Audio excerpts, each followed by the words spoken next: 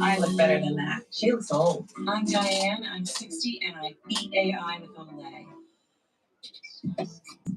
Bowls are here at Cafe Rio with new toppings like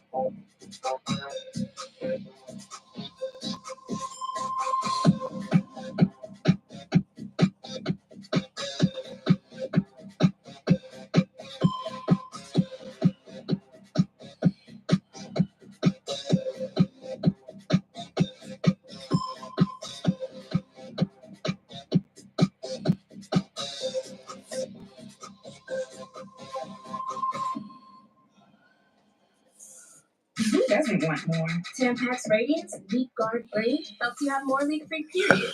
This textured blade is designed for more comfortable insertion. And this clean sole wrapper for more hygienic disposal.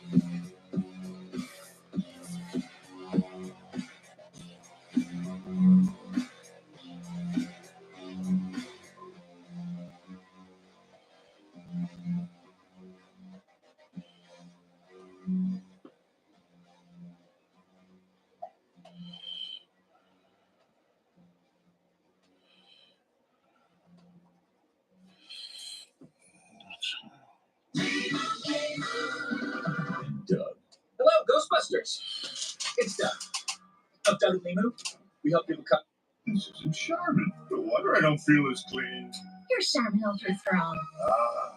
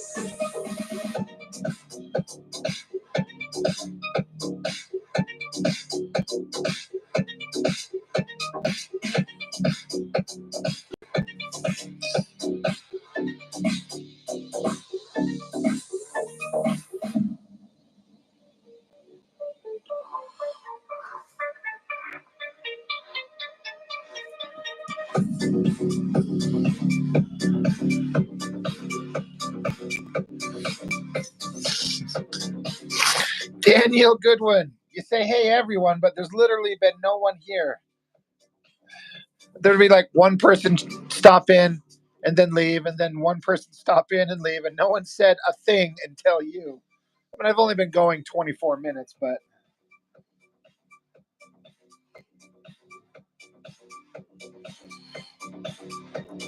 kind of a quiet start.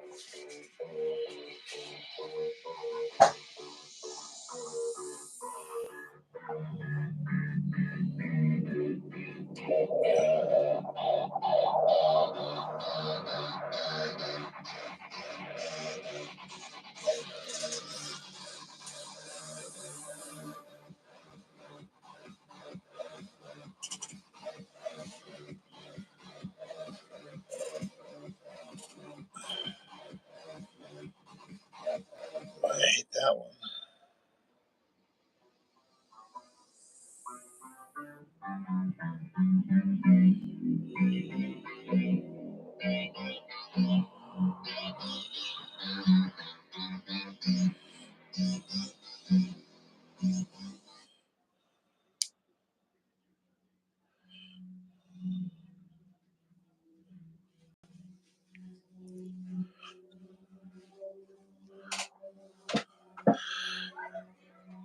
Dino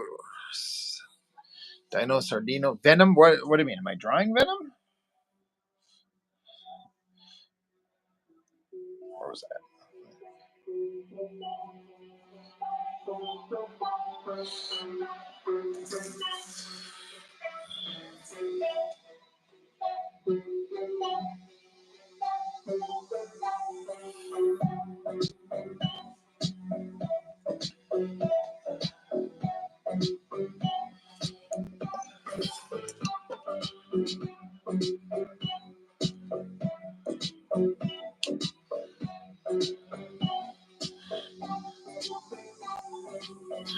But Dan, yeah, I should have that stuff to you in the mail tomorrow.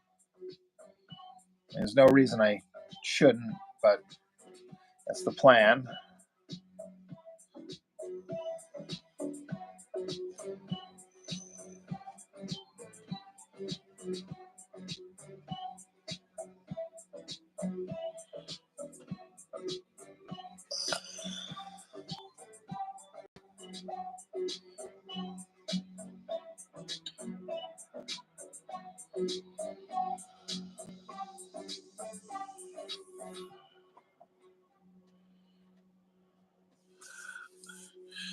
You're good, Dino. Besides Dan saying, hey, no one's been saying anything. I haven't been going very long anyway, but it's been a real quiet start, which is fine. It's no big deal. But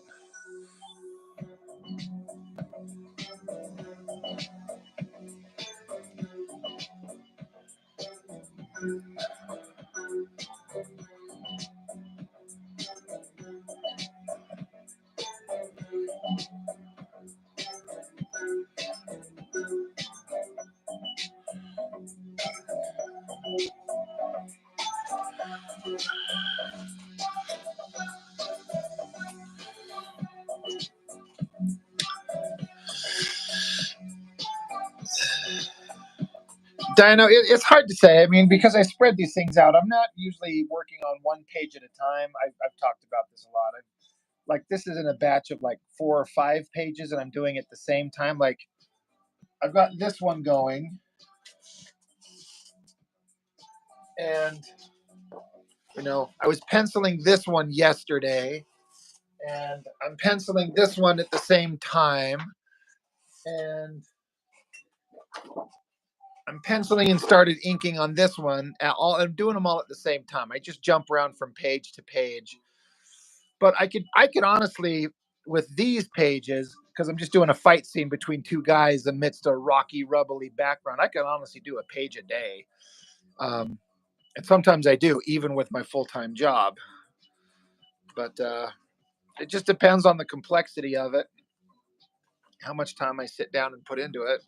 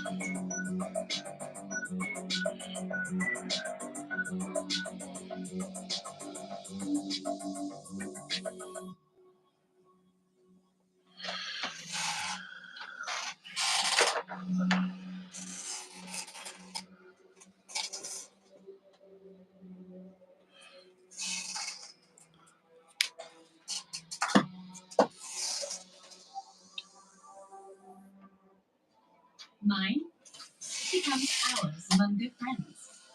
Nutella biscuits. Under ice. Oh my God. These commercials on YouTube are killing me.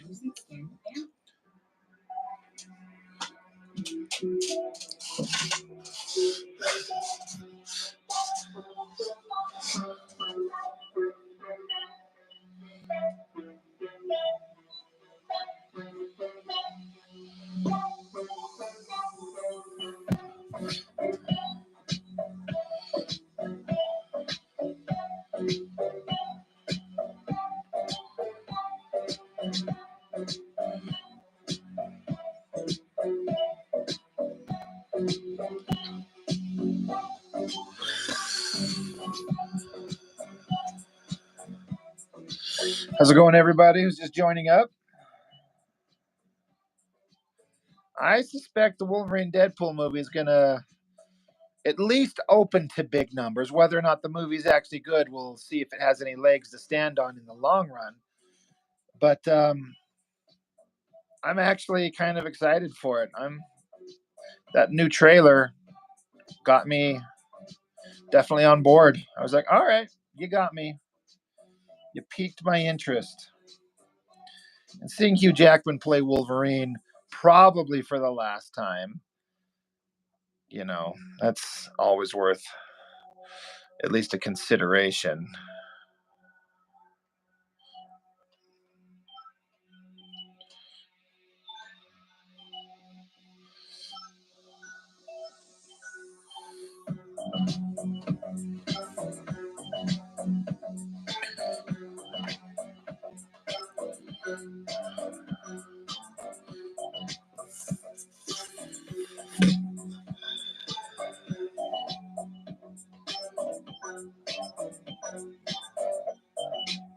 My favorite part in that trailer, at least the part that keeps coming back to my mind the most, is there was that part where Deadpool had the gun to Wolverine's head, telling him, I can't remember what the dialogue was, but like he's like, if you don't do what I'm telling you to do, I'll shoot you in the head. And how it was just like half a millisecond where Hugh Jackman, Wolverine leans his head into the barrel of the gun as if to be like, go ahead, shoot, see what happens. It's like, and that like smile on Hugh Jackman's face was like perfect. I'm like, oh, that's awesome.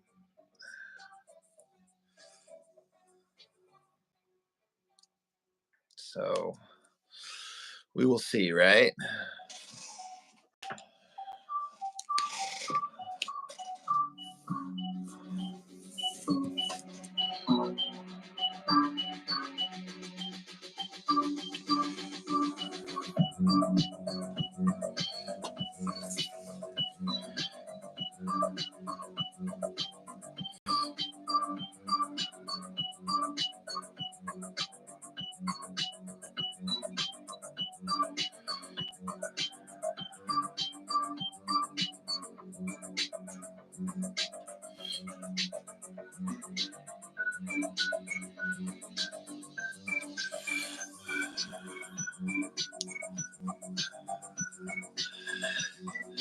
Dino, no, honestly, I never have.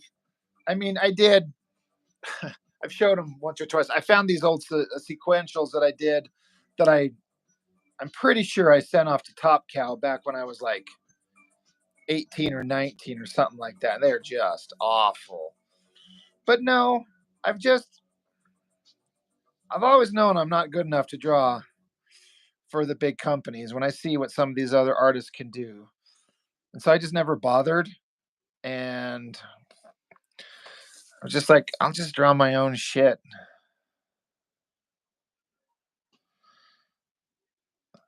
So I've never, I mean, plus you can't,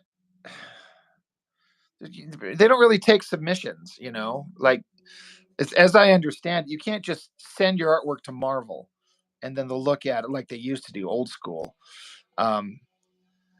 As I understand it, they basically say, just put your work out there on social media, and there's people scouting social media, and they'll find you if you're good enough. But since the American comic market is just dead, I can't imagine that there's too much of a rush to find new talent because they're barely able to keep things going as it is the vibe I get.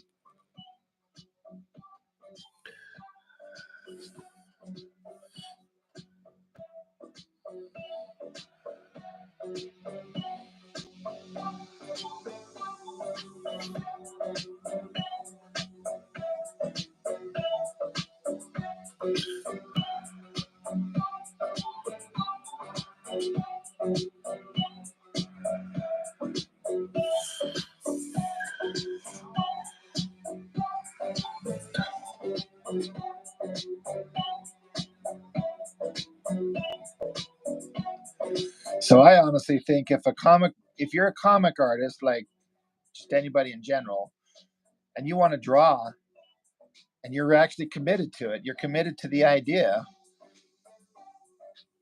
just make the comic and put it out there to be seen and build up an audience. You got a better chance of doing it on your own than getting hired by Marvel or DC. You just have to be dedicated, and you have to be willing to look at your artwork and see what you're good at and what you're not good at. Draw to your strengths, and then just put your book out there and get people's eyes on it. To hell with Marvel and DC.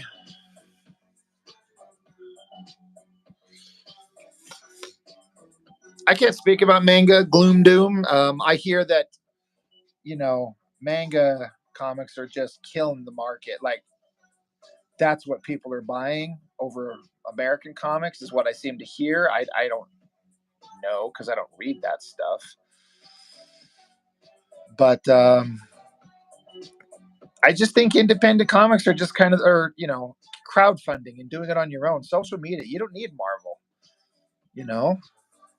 Do I have an X-Men story in me? You're goddamn right I do. But I just think it's changed. The world is different, and Marvel won't hire you. They're not looking for talent off the just fresh talent walking in out of the door. But you don't need them. If you're good and you put in the work with social media, you don't need them. If you watch my channel, you watch that, you can see those videos I do on that book, Metal Shade by Isaac Bell. That guy's a perfect example. He's making a decent living, making his own books, and he just built up his own audience.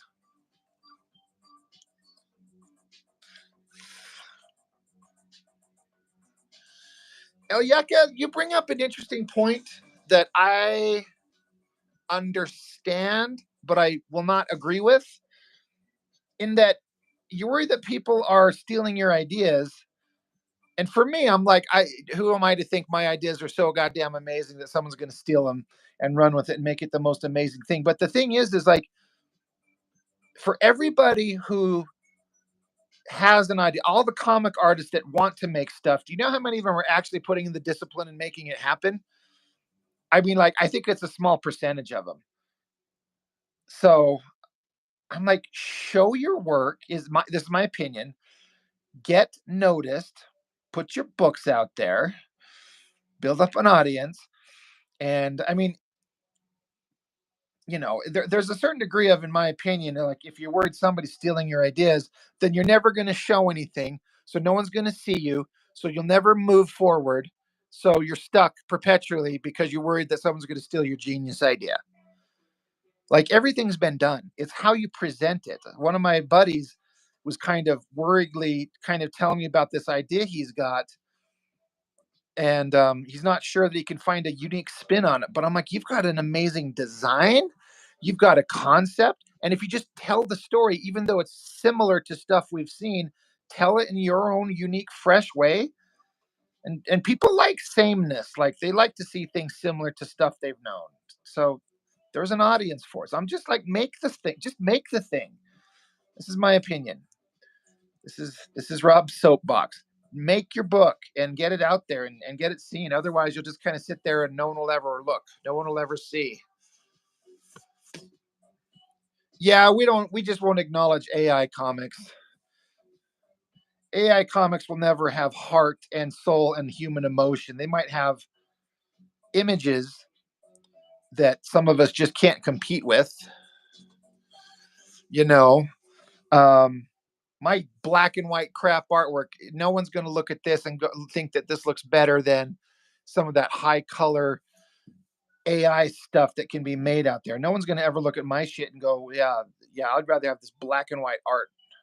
I know that. But the story with the human element, computer can't write that.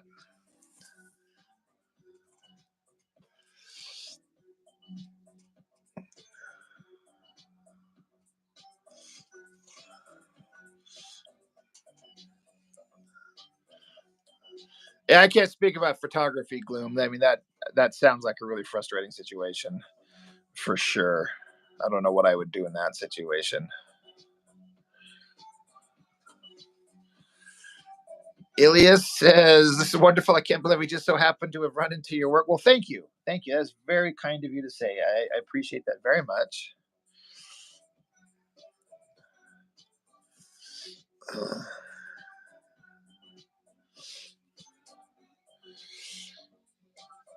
I know you're asking, will I be showing the coloring process? Are you talking about me? Because I don't do color, ever.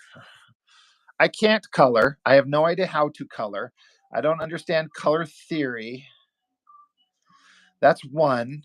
So for my books that I make, we're going to be in color. I have to pay someone else to do that.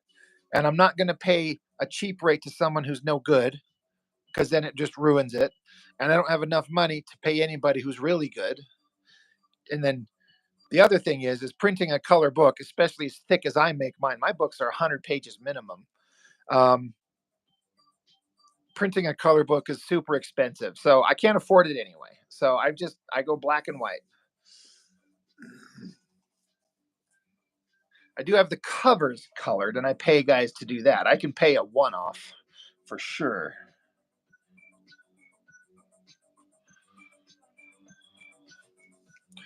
But yeah, I cannot color.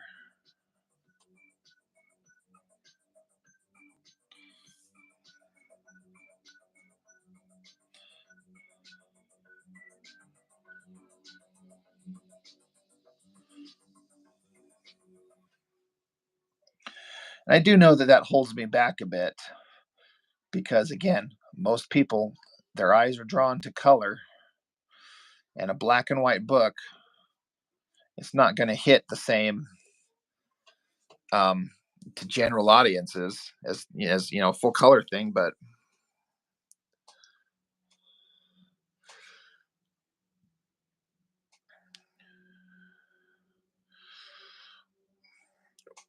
Ilias, you say you adore black and white, and you really pops. You usually resort to simple black and white too. Yeah, I mean that's my mind has kind of gotten used to it because that's all I do with my own stuff. So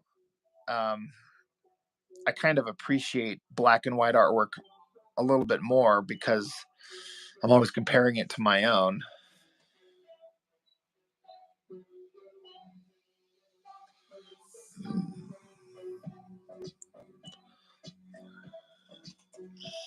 AI artists like Rob Liefeld that can't draw hands or feet. You're right about that. But you know what the thing is? AI art will learn how.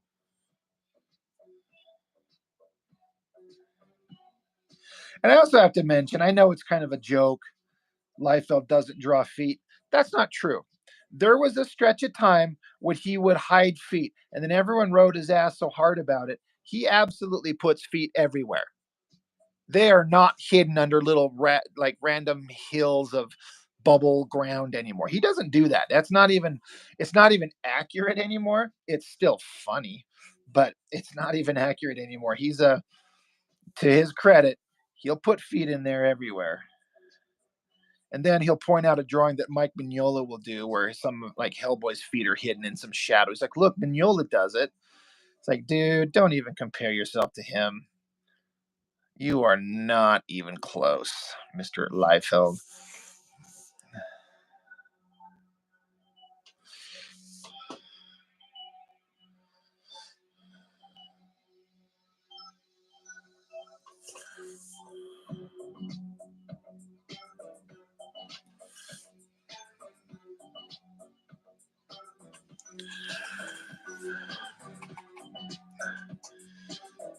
Yeah, I saw one issue of the Snake Eyes comic. Basically the issues that the cartoonist kayfabe guys looked at.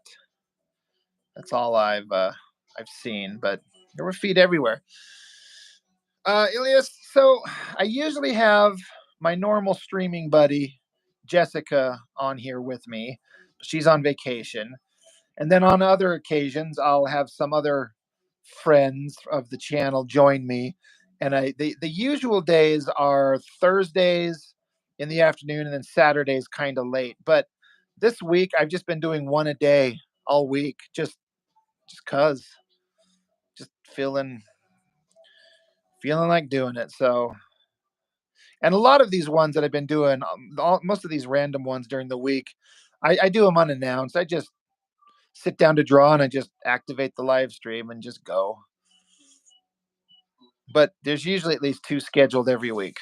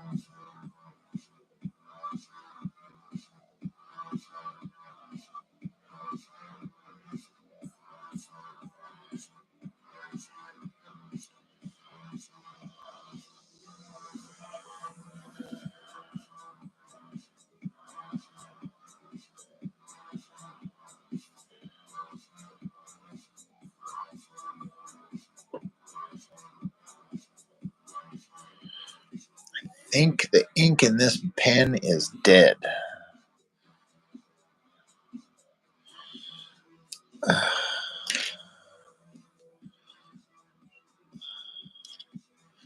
Looks like it.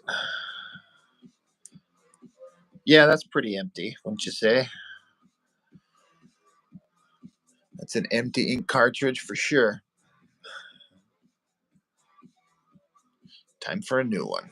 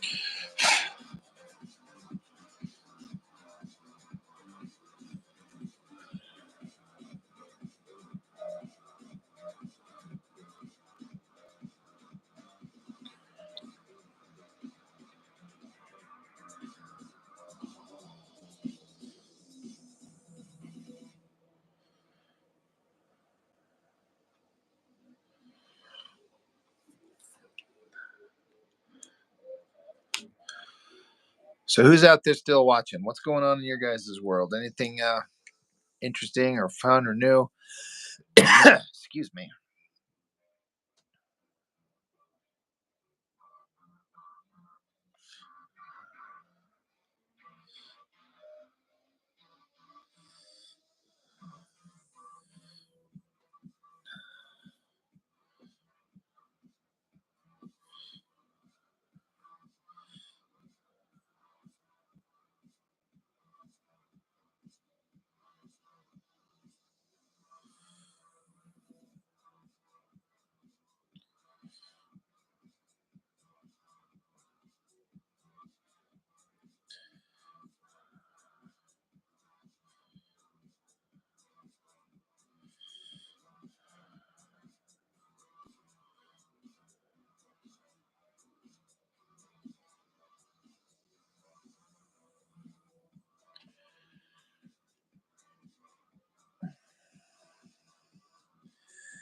Same here, Dan, right? It's always pages to be drawn, right? There's always more to go. I'm actually getting worried I'm not going to get done by my self-imposed deadline.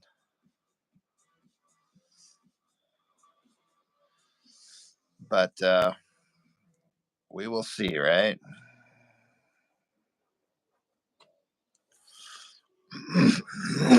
Excuse me.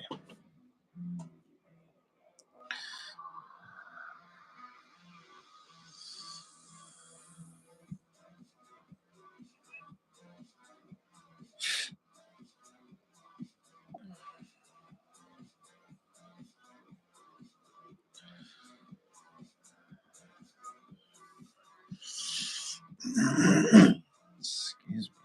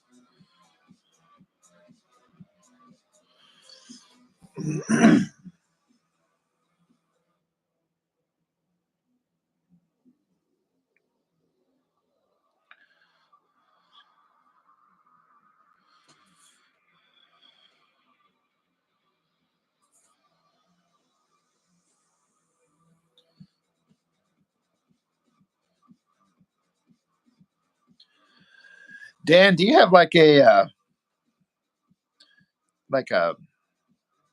I don't know. I was gonna say like a end in mind for your series, or I guess I mean like, do you kind of just intend to keep making it until you get bored of it or find something else to do, or do you have like a certain amount of stories and then you know that you're going to be done with it and then try something else?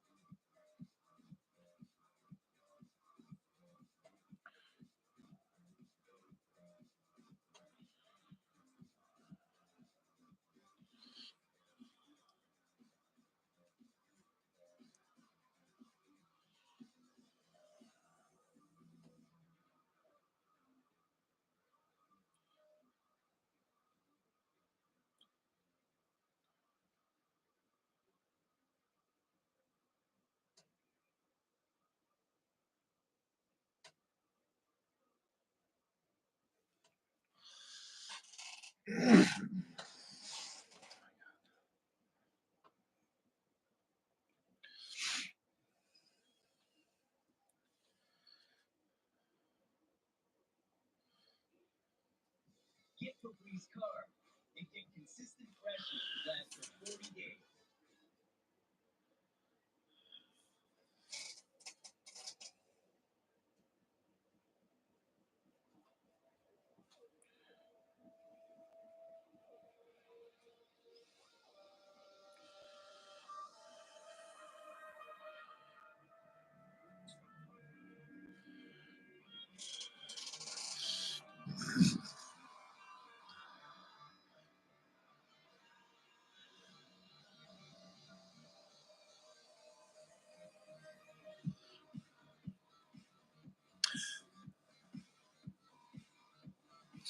That makes sense. So you have a hard time bonding to new characters, so I plan to stick with these for a while since McFarlane said you need 50 issues to have a body of work. I'm shooting for. That's fair. That's 100% fair. You know, I think of what some Eric Larson said years ago. I mean, he's doing Dragon because it's his character and his book, and he's telling the stories he wants with the characters that he likes, and he knows what he wants to do. And he's like, if I ever get bored, I can make it what I want. I can make it interesting. So why not just do that in my own books? And I was like, I actually like that. That makes sense. So I would imagine it'd probably be kind of similar. You can, with your world, you can kind of make it whatever you want and just go any direction you want.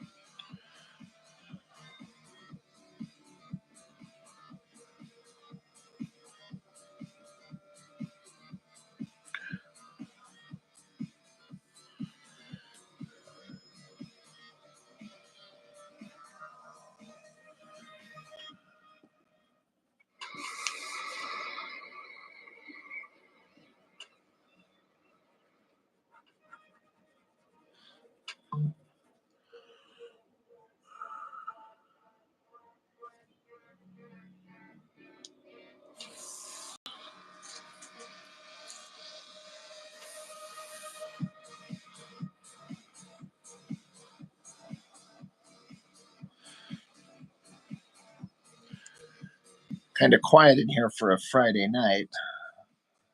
Everyone's out partying and having a good time. I mean, I'm having a good time. Don't get me wrong.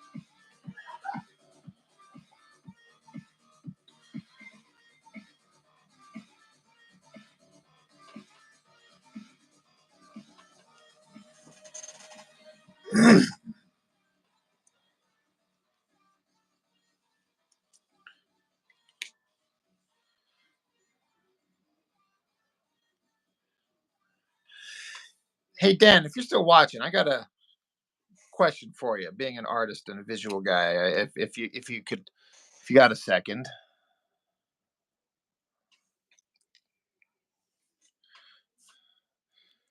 I want you to validate something for me on this page I'm doing. Old Spice Gentleman's Super Hydration Body Wash. Now, 24/7 moisturization with vitamin D3.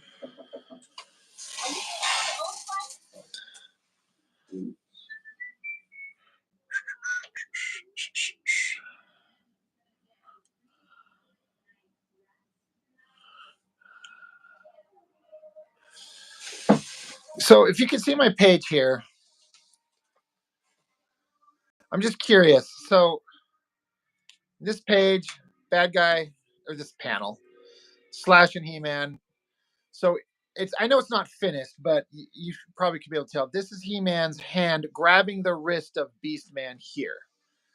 And then in this panel, I've got it where He-Man has cranked Beastman's arm over and snapping his arm at the elbow with some bones protruding in. Now, I haven't drawn in Beastman's hand nor He-Man's head, but does this panel read like Beastman's arm is being snapped at an unnatural angle? Like, I'm wondering if it reads the way I want it to. That visually, that He-Man grabbed his wrist and then cranked it back and snaps his arm. Does it look like that specifically in this panel from what you can see so far?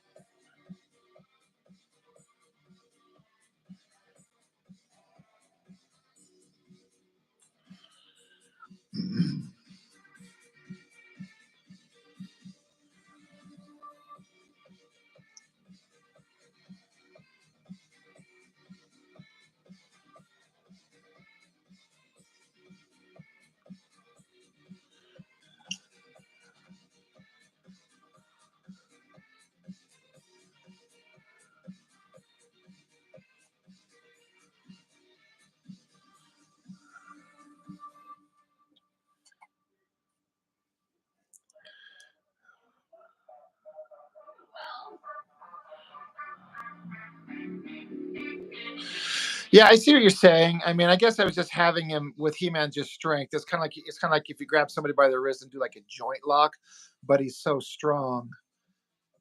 Yeah, his palm is going to be upright. Like we're seeing Beastman's hand like this, kind of. Um, and I'm going to have some blood splatters. But I was just trying to think like this is his Beastman's elbow is basically up here. So if he had his arm up, it would only go straight. But I was hoping snapped down that way would hopefully sell it. Okay, yeah, okay, I appreciate it. Because I'm also going to have it in this panel down here. It's only like a scribble, but have Beastman's arm kind of mangled. Just trying to sell the injury. The problem with He-Man here is that he's trying to stop Beastman non-lethally, and Beastman is out to murder him. And so He-Man's not fighting back, but he grabs him by the wrist and snaps his arm, hoping that that'll stop the attack, and it will not. Looks like a rotator cuff injury, El Yucca. Well, I appreciate it, guys. That's the kind of stuff I need to know. Trying to sell the violence here.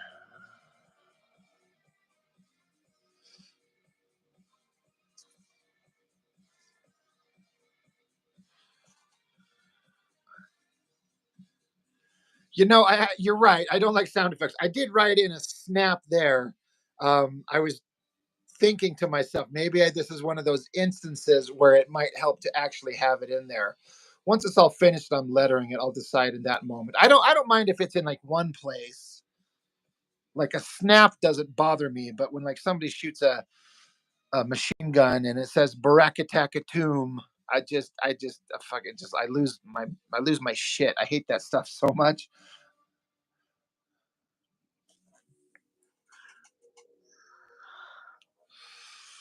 Well, thanks, man. That's very helpful. I appreciate that.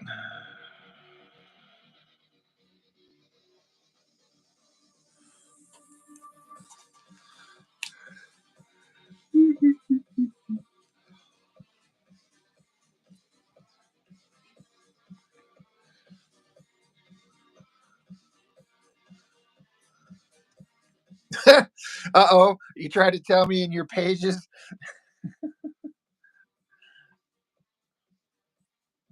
Like, it's just a me thing, and I know I'm in the minority.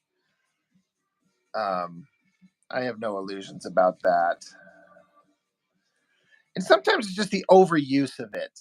And when the lettering gets intrusive on the artwork, so much that it's like hiding the art, I don't know. Just sometimes it works and it's kind of invisible, but then other times it's so. No, don't hide your machine gun pages. Oh.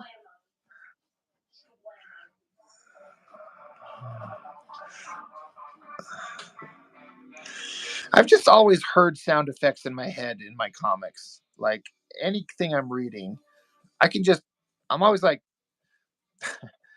especially if I'm kind of by myself. If I'm reading a comic, I'll find myself like vocalizing the sound effects quietly to myself on occasion.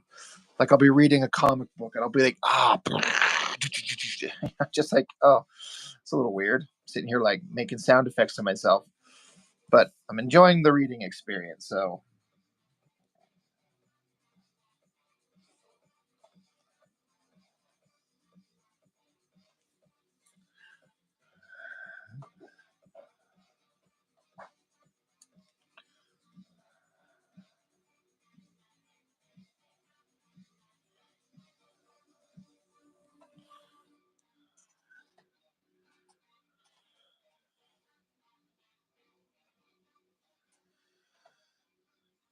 that makes sense. Yeah.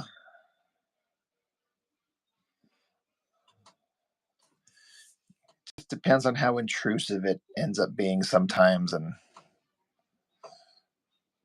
but there are times when it's definitely needed. Even like I said, even for me, there was a panel or two, and even my own books where I'm like, I don't want sound effects, but I had to have a character hear an explosion um, off panel that you don't see. So I mean, I think you've got my book, so I mean, I don't know if you remember it, but there's a part where the girl hears an explosion in the distance, but you know, we don't see it, but she hears it. And I didn't want to have like a text box saying, I hear an explosion in the distance. So I had a boom sound effect in there to actually, have something for the character to hear.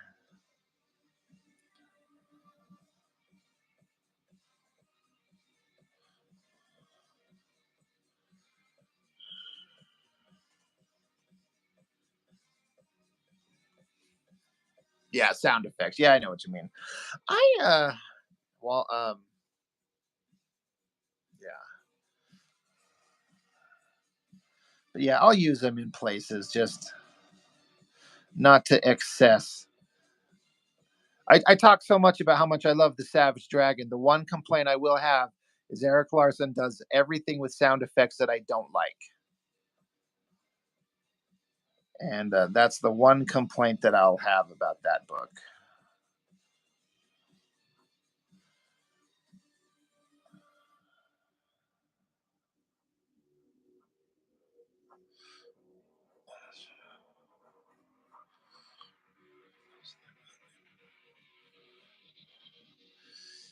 Anime videos, you say you love what I'm drunk. Well, thank you. I appreciate that very much.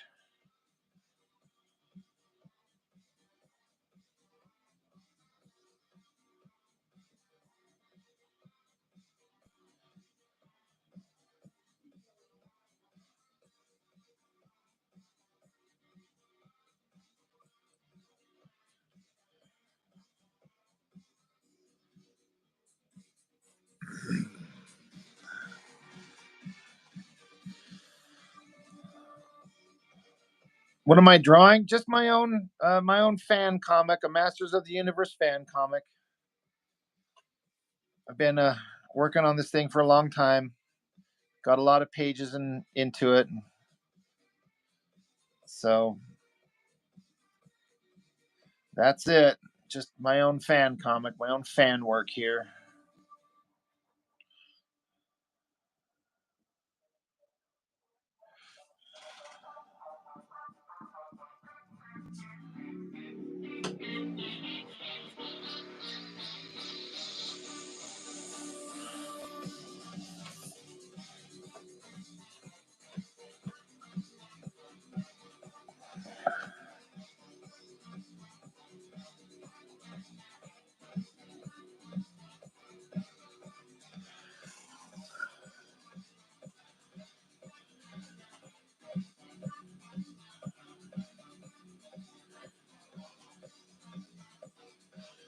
Awesome, man. Yeah. Big part of my channel is like the encouraging of people to pursue their artwork, pursue their passions, especially comic stuff. I mean, anything really, but since comic stuff is what I like to do, and a lot of my viewers and stuff like that, we all like to draw comics and things. So I highly recommend it. I advocate that a lot.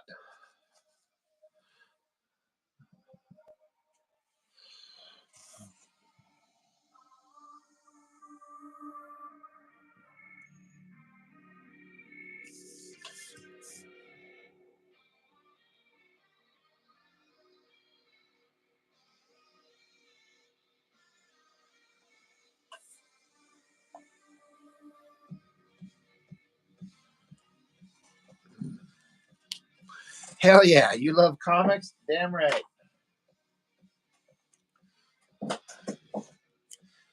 It's a very fun, unique form of entertainment that I don't know.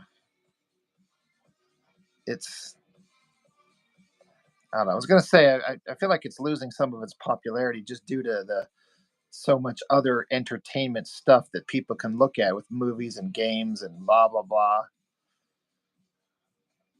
Comics are such a fun, unique way to just if you got a story in your head, you want to tell it, you can do it. You can just sit down and draw or get somebody to draw if you want to write.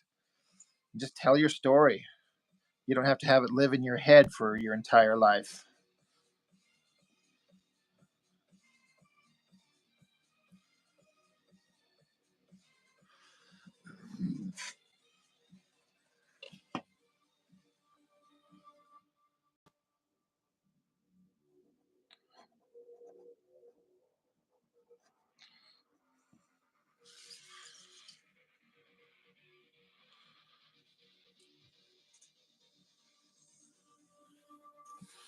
Yeah, they definitely can be very fun and unique books. I mean, that's the thing. And there's so much stuff out there to find, you know.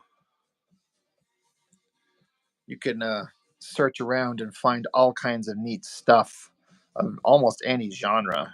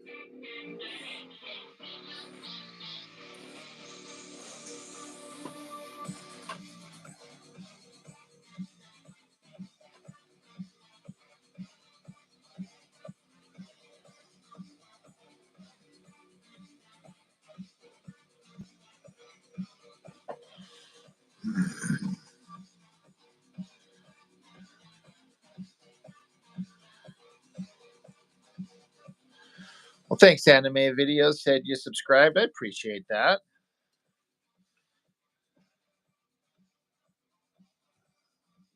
very much.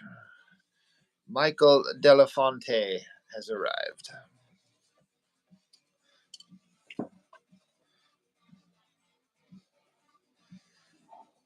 How's it going, Michael?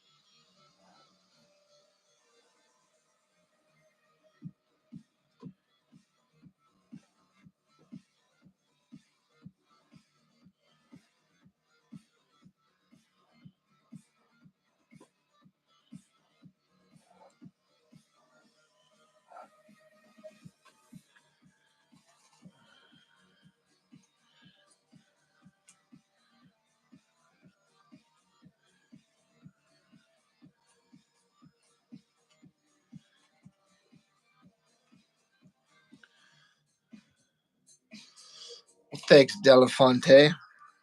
Been streaming a lot this week. I just decided to, for some reason, I've done one every day this week. This is like 5 in a row. So I've just been every time I sit down and draw, I'm like, let's turn on and get drawn. And it always ends up getting fun conversations with people, so it's always fun for that. Savage says, "Who wouldn't want to sub to you? You put so much work into art like Anime Videos. I know that because she's a friend from school." Well, there you go.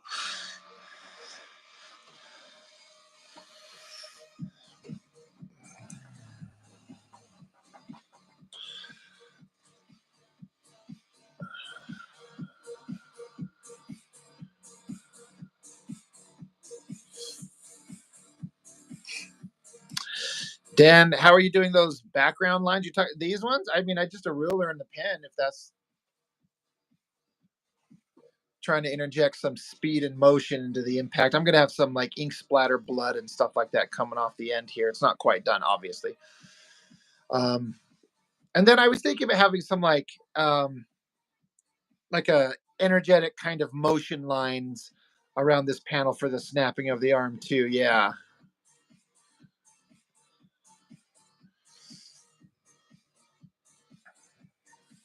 Yeah, it's fun to have some conversations, Michael. You know, have some conversations and end up getting some new eyes on the stuff. Oh,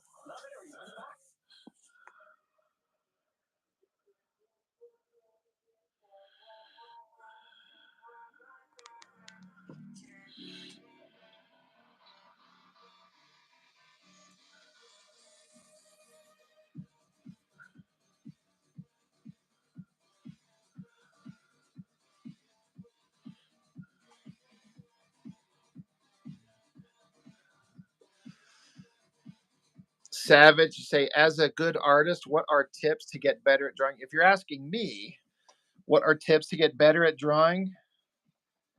I guess it depends on what kind of art do you do? Or do you draw like figure drawings? Do you like to do cartoony stuff? What is it that you like to do or want to do? What's your ultimate goal?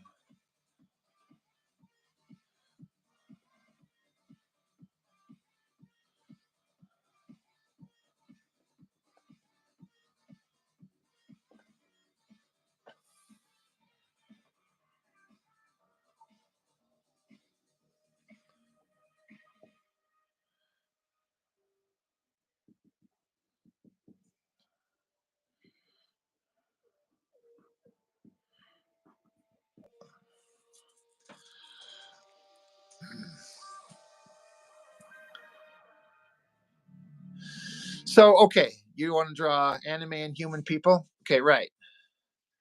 Um,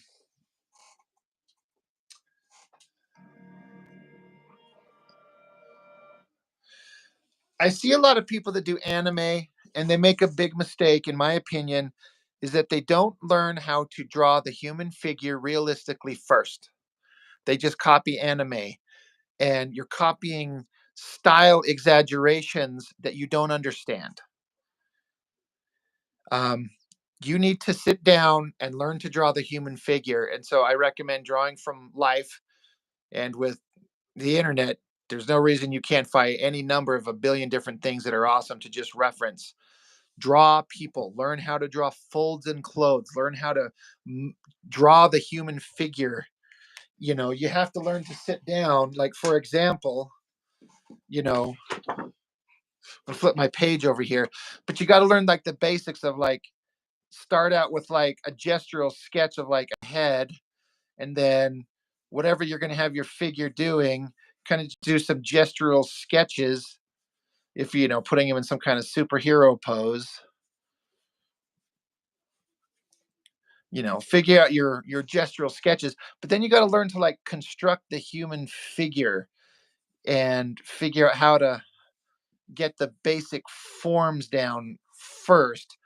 But you need to learn from life before you start skewing it into exaggerated forms, like an anime or cartoony kind of style.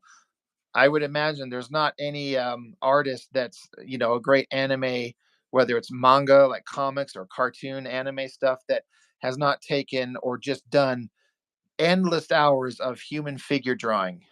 And then once you learn how to construct your human figure and from life, then you start practicing drawing from your head, and then you start picking up elements that you like. I remember when I was drawing this human figure from reference, and you can kind of start adapting it to that a little bit, and you start developing kind of you can add your style later, but you have to learn how to draw the figure first. So learn how to draw human figures, and then like Dan Goodwin was just saying there, he says, drawing every day, I see improvements in my artwork. And that's exactly it. You got to draw all the time.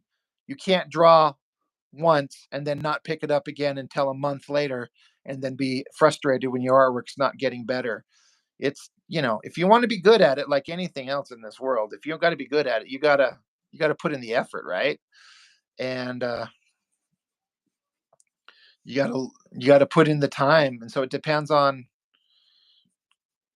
how much time you want to dedicate to it at the expense of something else, and there are some people who are just unbelievably naturally good.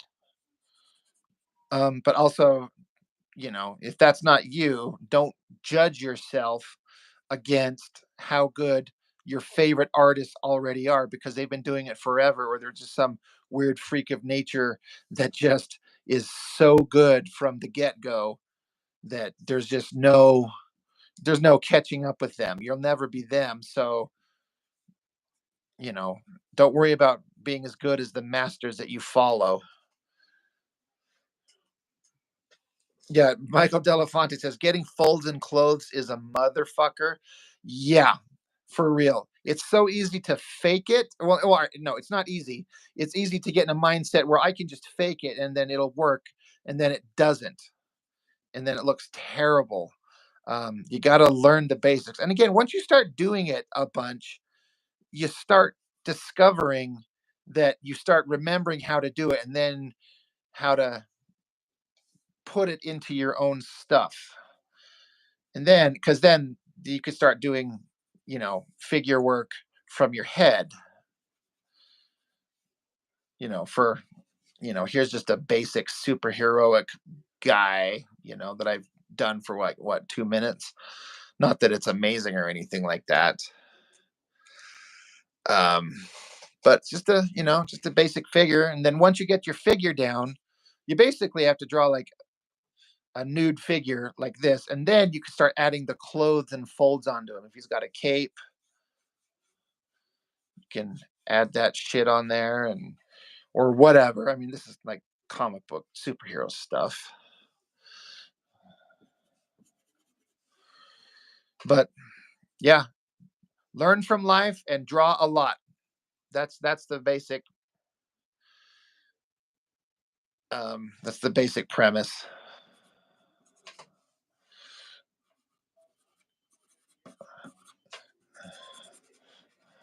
Hands are hard.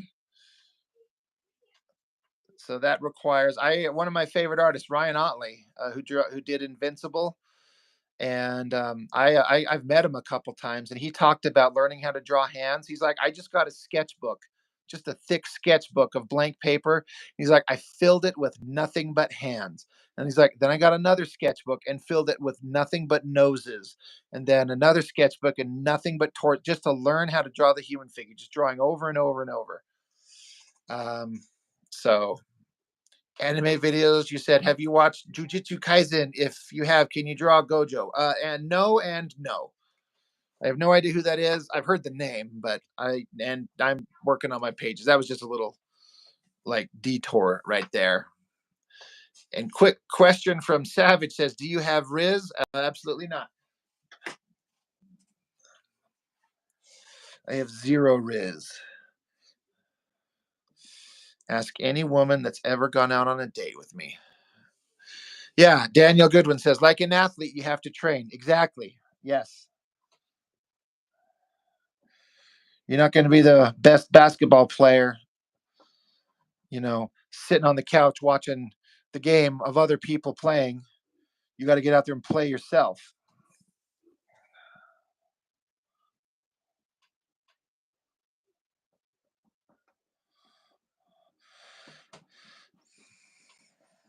So, but again, it just all depends on what you want to do, like how good you want to be and what you want to. If you do it just for fun, then make it fun. But if you want to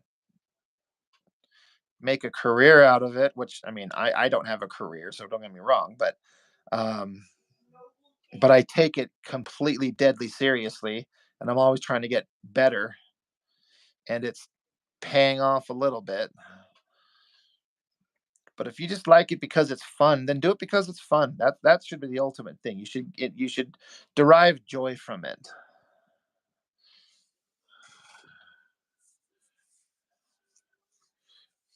Never give up, never surrender.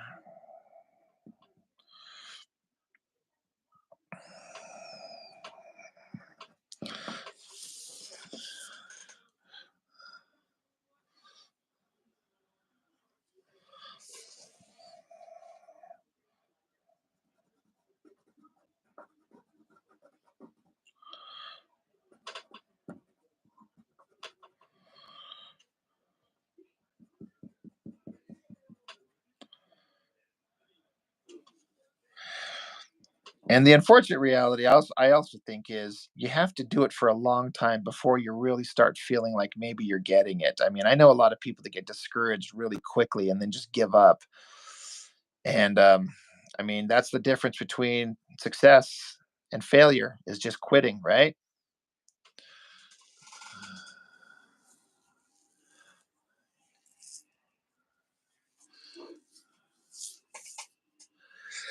Anime videos, you said you have a type of ink markers and paint markers. Are those okay for coloring? I mean, I can't answer that. It's hard to know without knowing again what they are, and then again what your ultimate goal is. All that matters is the end result. So experiment. If what you're producing looks the way you want it to, you know, if you got your result from coffee stains, that's fine. That's valid. It's just however you get what you want. It doesn't matter how. Um, I There are such thing as like some people use sharpies in their art or who don't know. I would recommend like you don't want to use crappy art tools if you don't want your artwork to look like garbage down the road because crappy art supplies will fade and look weird. And so sometimes investing in nice art supplies, good paper, good paints, inks, brushes, that type of stuff. But whatever gets you the results you're looking for.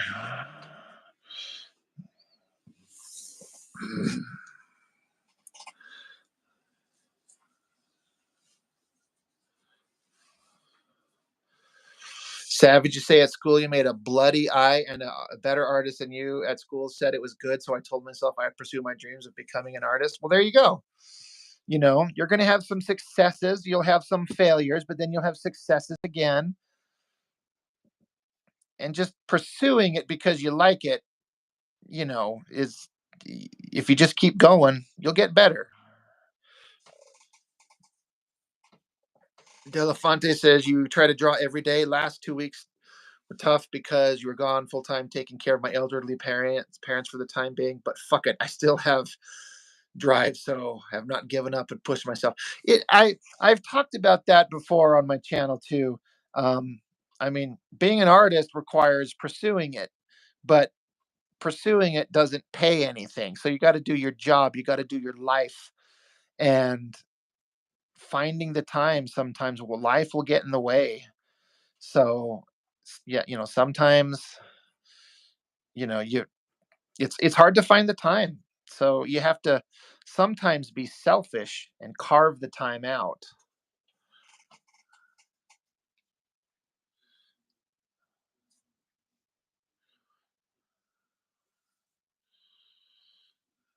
And especially when there's like family things that absolutely require your attention. I remember watching an interview with a very famous old school comic artist from Marvel Comics that said that he pursued his artwork very selfishly to the kind of extent that it cost him family in a way. Like he knows he missed out on family stuff with his own wife and kids because he pursued his artwork in a selfish kind of manner, and he's got some regrets about it. But so finding a balance is hard. D-Man knows there's no money in art. There is money in art if you're lucky. That's the trick. If you can find something to hit and land somewhere, then sure. But those are unfortunately few and far between.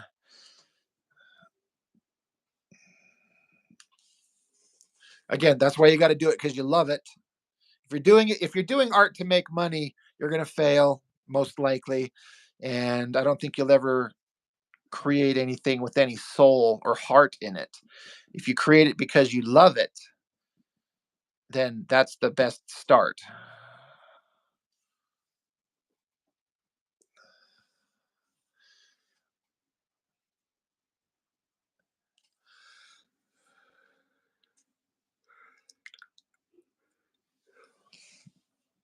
Yeah, you got to have connections, like D-Man saying. It helps. Yeah, obviously, someone to, if you're an artist, you can just get that one thing to connect and hit, and then you keep making it. You got a much better chance. But there's so many amazing artists out there that just never ever get seen because there's just so much out there.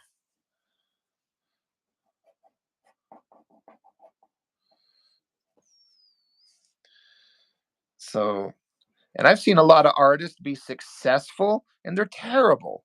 And then you see artists that are amazing and no one knows who they are. It seems kind of unfair, but it's just how it goes sometimes, unfortunately. Life isn't fair, is it?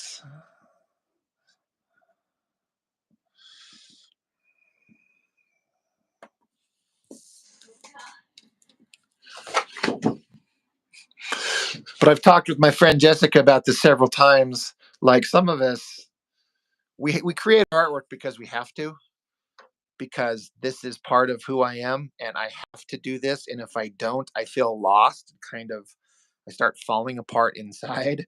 I need to create stuff, even if it never gets seen by very many people.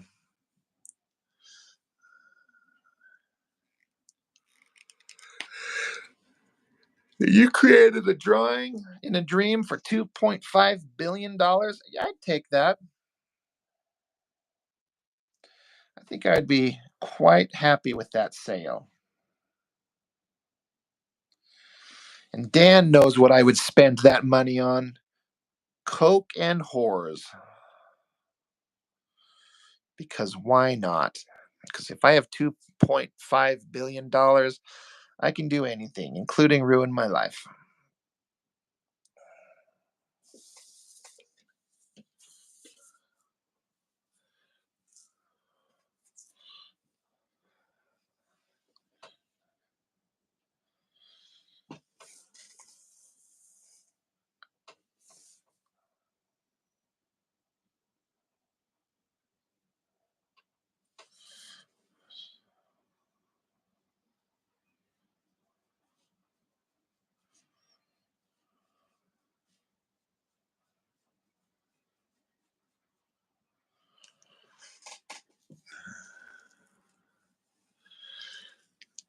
Charcoal Pinnacles. I have no idea what that means. Is that a Pokemon thing?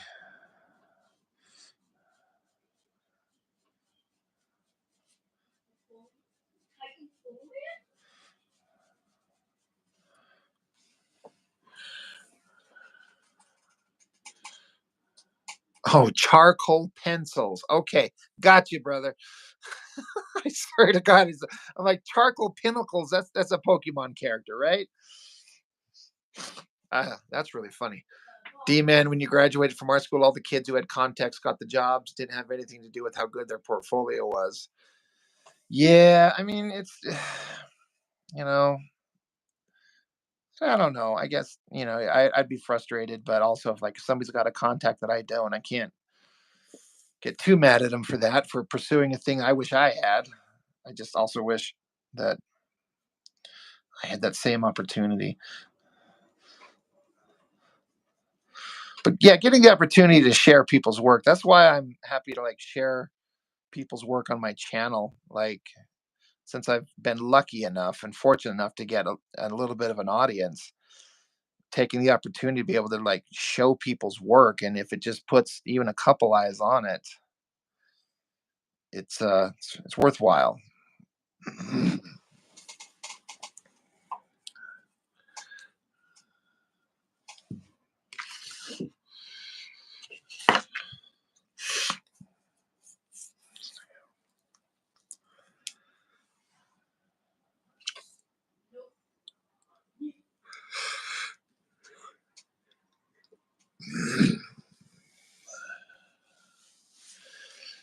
Where do you find an art class?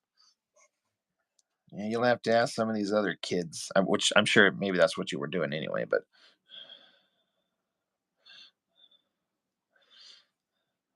see, for me, I don't need to go to any art classes in as much as what I want to do doesn't require like a degree, but taking a class to learn how to draw is always worthwhile. Being surrounded by other artistic people.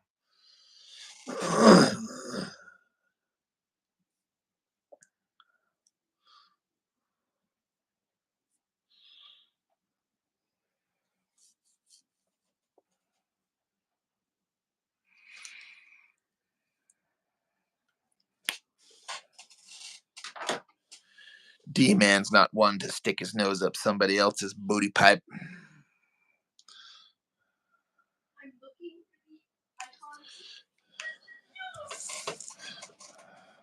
Or are you, D-Man? Depending on the situation. Right, my man? If Megan Fox showed up and she says, D-Man, I need your business all up in my booty pipe. Is D-Man gonna say no?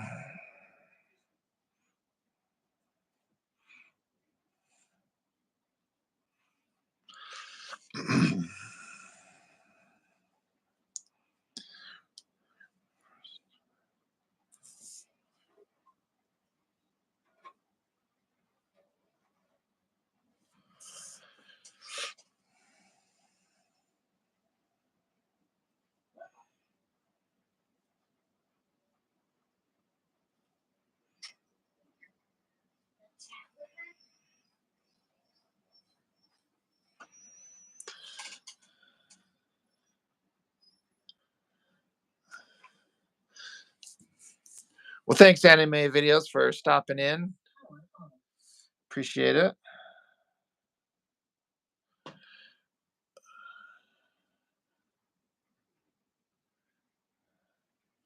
That's good, D-Man. Yeah. Made some connections and friends and experiences. I do want to find some, like, I keep hearing people finding these, like, local, like, figure drawing classes or whatever, where you can just pay and you go in and you just, they have an art model where you just get to sit there and just draw from life. And I actually really want to do that. I need to, like, look deeper into that and see if I can't find a way to get in and do some life drawing.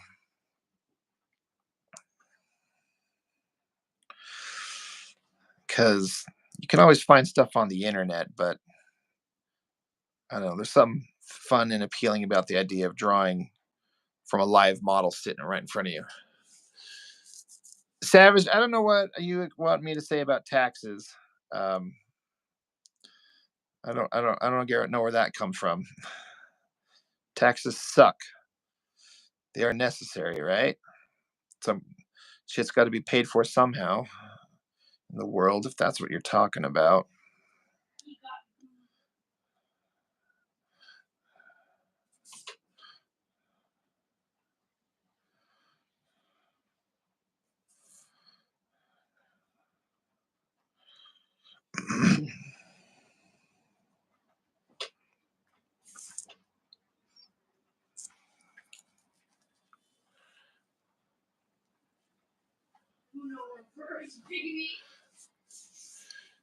Toads and Markers says mostly everyone at my work are artistic hopefuls.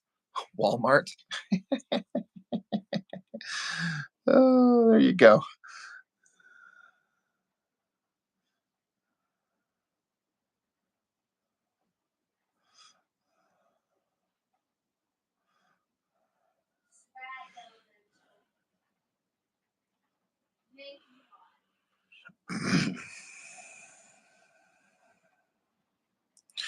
Yeah, D-Man, it would seem to me like art degrees could be pointless. I mean, like, the degree doesn't define how good of an artist you are. What you can do does, and people can be better than anybody just because they learned how to do it on their own.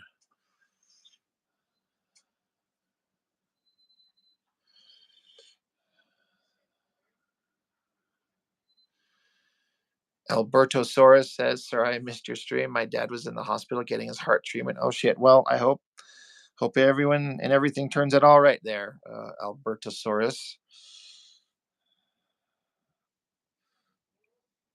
Hope your dad is doing all right.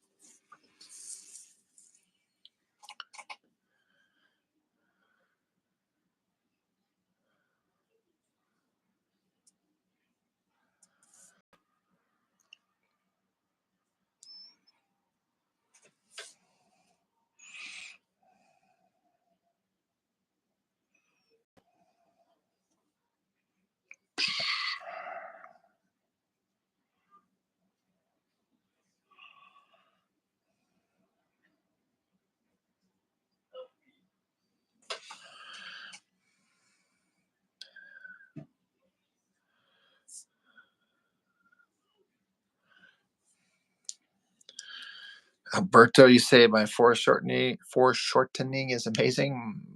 Yours is still pretty dull. All I can do is portraits. Well, again, if it's working right at all, it's just because of practice. It's just trying it over and over and over, looking what other people do, drawing from life, and hopefully, eventually, it starts coming together. But it is like a long, tedious process. That's a pain in the ass.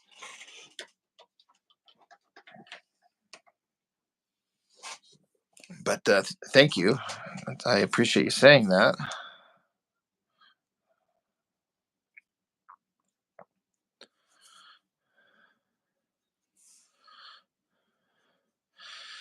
D-Man, I took my boys to see Godzilla vs. Kong twice in the last month.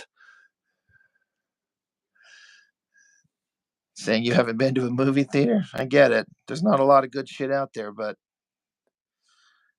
And I saw Dune 2 twice.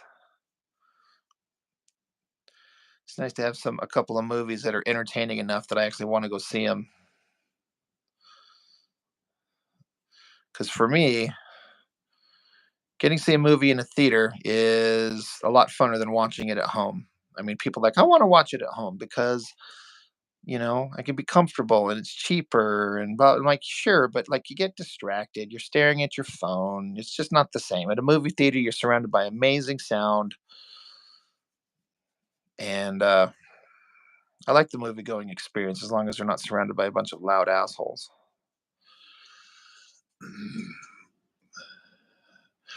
Grant is here. And Grant likes movie theaters because he likes popcorn, right? It's so great when they have like a nice, good, fresh batch that's not burned up and full of crappy kernels, and it's appropriately buttered and salted. And you're like halfway done with it before the movie even starts.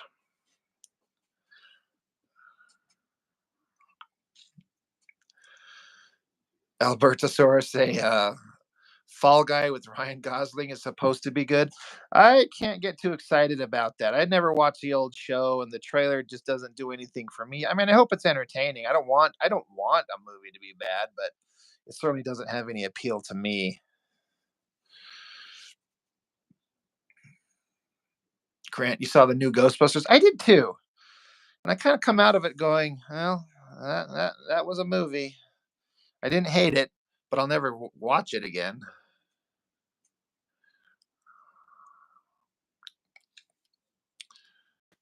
Yeah, right, Grant. He almost always finished the popcorn before the movie starts when it's so good. And the problem is like I assume it's the same for everyone else. Like at my movie theater that I go to, it's like it says the movie starts at 7, right? Well, the actual movie doesn't start till 7:30. It's half an hour of commercials and trailers. Now I like trailers, don't get me wrong. I like to see advanced, trailers for movies coming out, but good God, half hour into it, you're like, fucking start the fucking movie because I'm going to run out of popcorn and I don't want to get up in the middle of the movie to go get a refill.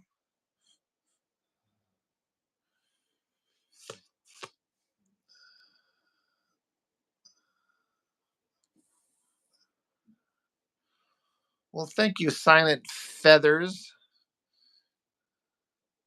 Appreciate that very much.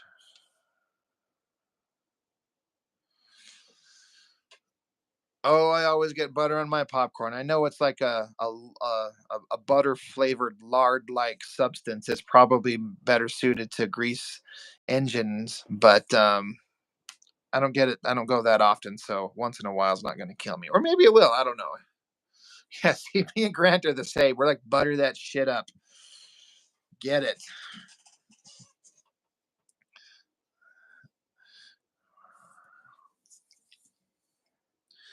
Then it really sucks is when you really want good popcorn at the theater and it's just burnt garbage, and you're just like, ugh, I'm not gonna finish this.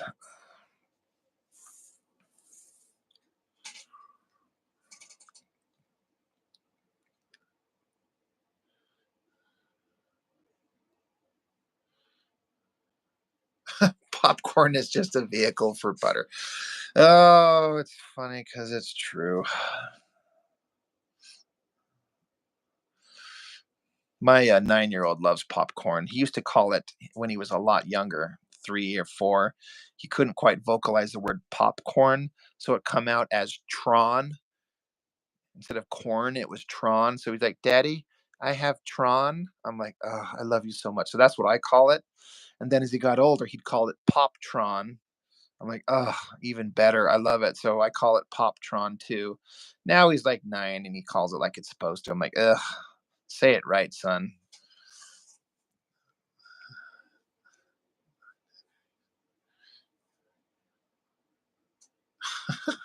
I had a buddy that worked at a movie theater. He worked a second job as like a assistant manager late night at a movie theater, and he'd come home. He'd so one of the greatest summers I ever had was like 12 years ago, where again this guy he had the keys to the theater, and everyone at our job, there's like 4 or 5 of us.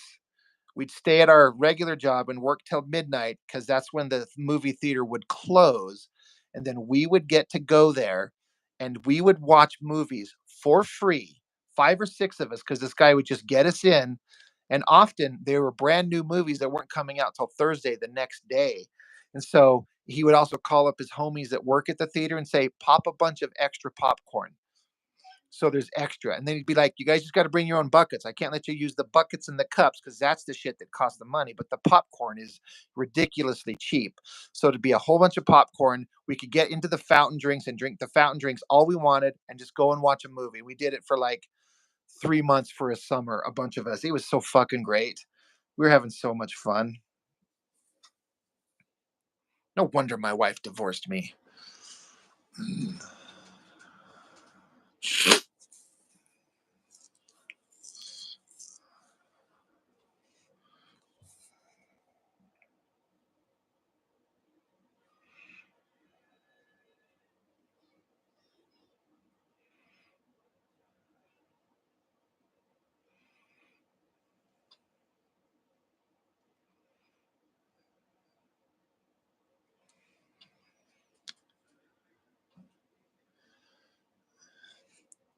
Yeah, right. The popcorn, like, I mean, whatever the cost for that, just popcorn kernels, that's got to be crazy cheap. And so they make a huge return on it, a huge return. They have to, right? because what is a bucket of popcorn? Fucking $12 or something like that. But it probably cost them 37 cents. So that's fine.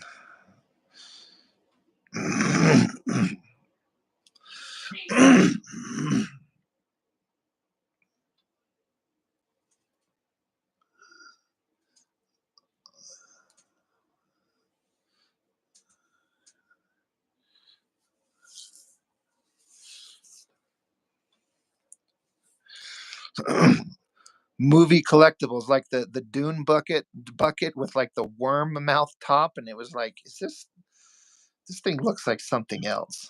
What the hell? Who the hell approved this? Who thought this was a good idea?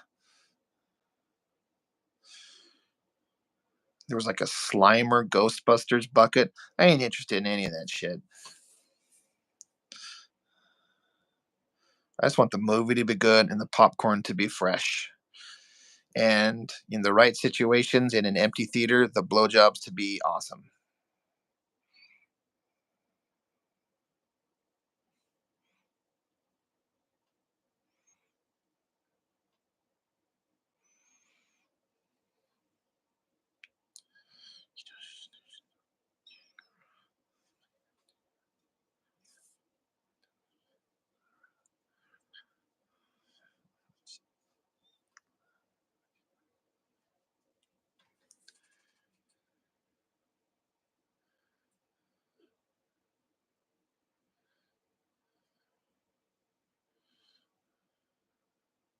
The popcorn trick on your wife. If you're meaning what I think you're meaning.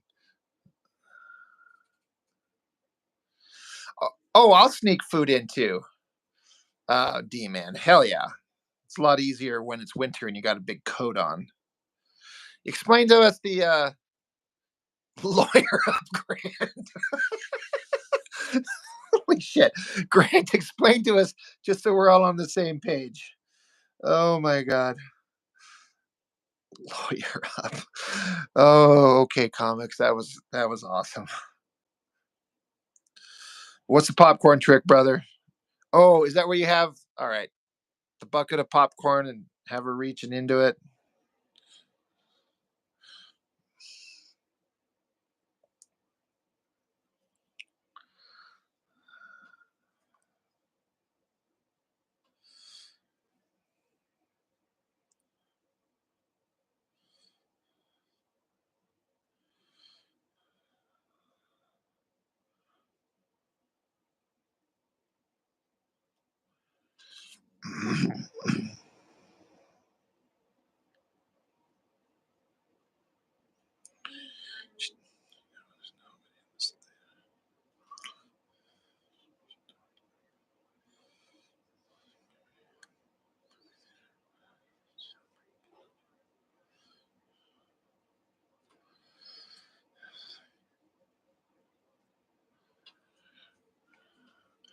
The popcorn trick is when you invite the girl to the movies, cut a hole in the bottom of the popcorn bucket, stick your weenie in that hole, and if she reaches into the popcorn, she gets a handful of dun dun dun.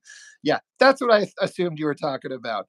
You should just try it on the. If you got a missus, you're allowed to try it without seeking prior consent, because she's already married to you, so she already knows. She's got to know how disgusting you are anyway by this point. So get it. I'm not married anymore, so I don't get to.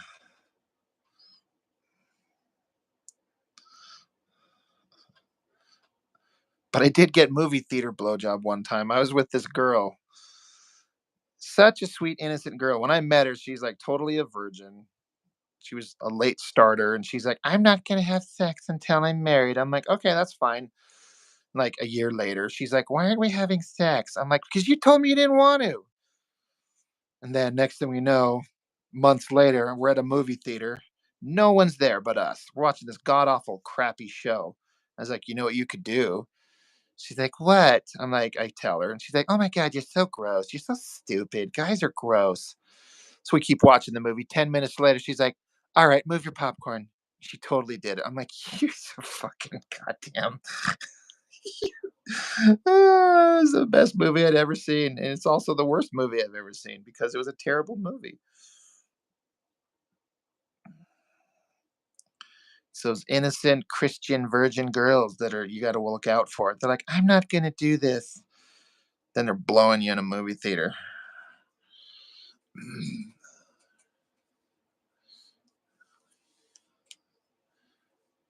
Who the fuck wants popcorn dick? I mean, I know D man. It's more the idea than the thing.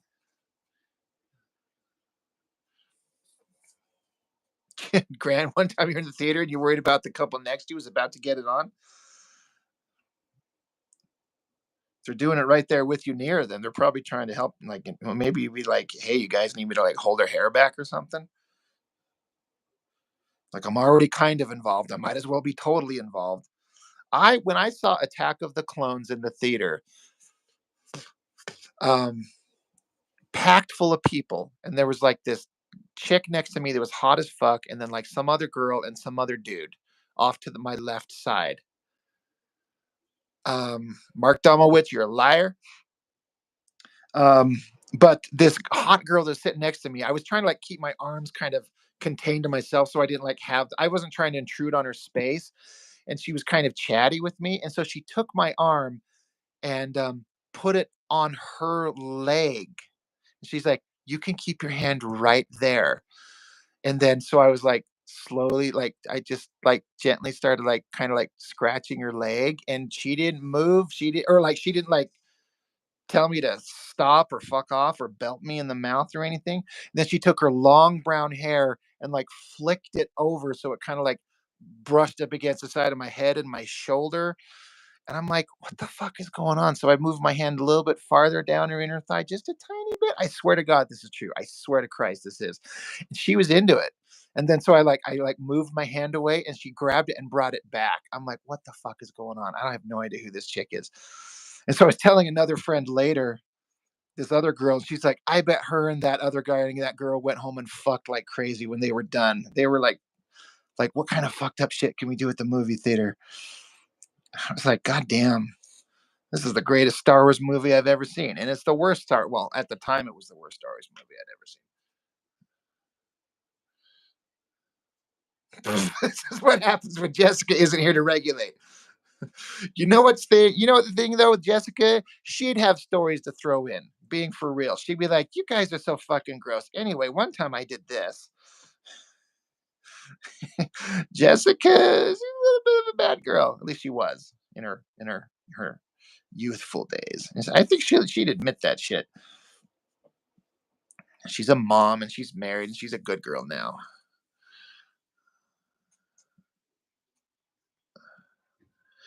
That's Mark Domowitz. We know Mark. He's not troll. He's a long-standing friend of the channel.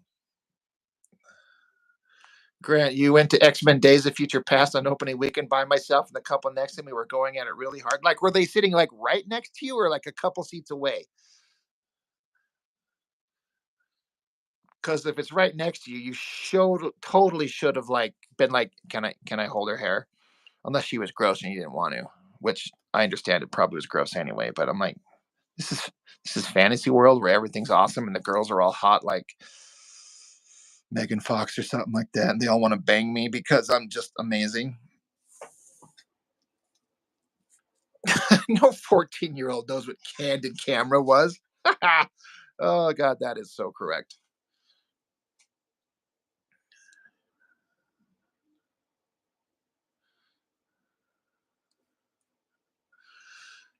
Albertosaurus. I've been to a drive-in theater where people are having sex in the car, not just couple, many more people while the movie was playing.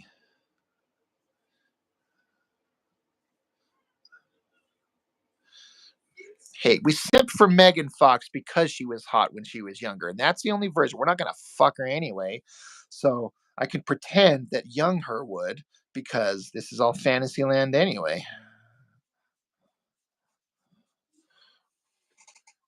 She'd take one look at me and be like, I would rather slurp rancid tuna salad out of my own ass than touch Rob Norton. I'm like, I know.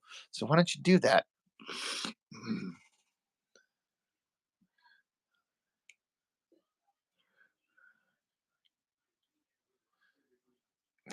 Grant.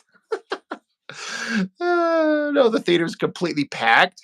There was no room to breathe. The girl sitting next to me was gorgeous, and her and her boyfriend were going at it. Oh man, I don't know if that's awkward or awesome. Probably a little bit of both. I'm pretty sure if you gave them a quiz on the plot, like, hey, if you could tell us the plot of the movie, you'll win $1 million. They're like, sorry, my boyfriend had his fingers inside me the whole time. Like, well, I hope it was worth it.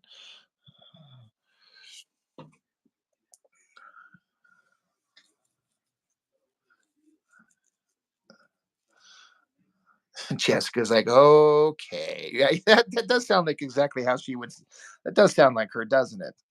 I miss her. She's off having fun on her vacation. That's the beauty of photography. People can still sit for like Betty Page. Oh, hell yeah.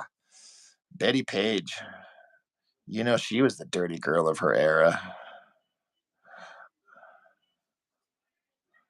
I sibbed for her twice last week, if you know what I'm saying.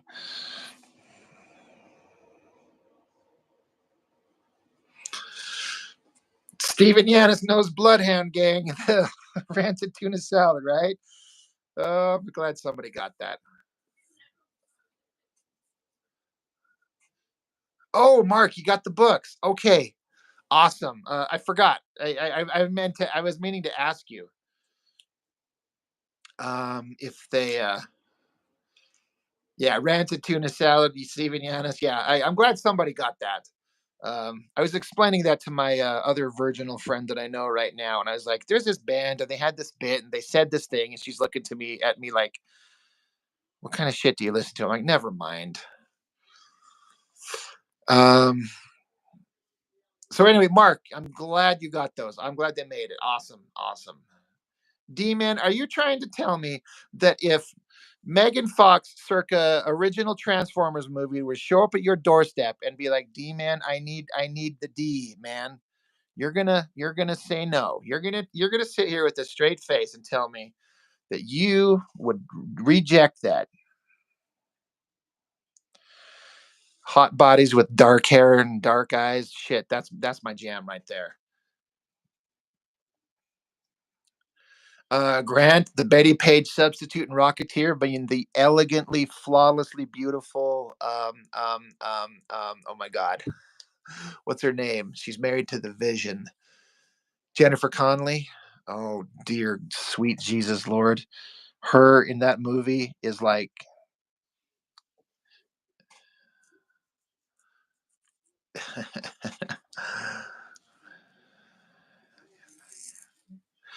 Grant, me and you got a lot of similar interests, dude. We're into a lot of the same shit, cause for real.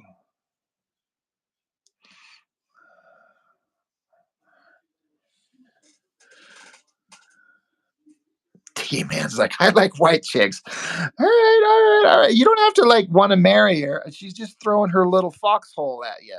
You're gonna tell me you're not gonna go digging into the foxhole? She's like, I need everything you have, D-Man. I need it. And you can be as rough as you want, or whatever you're into, whatever you want.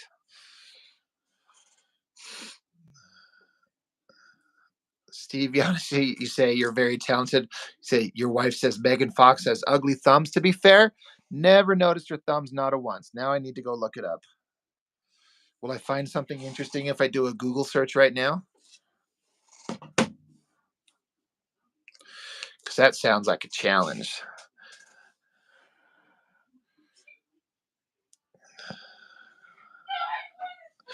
John, you stay right here.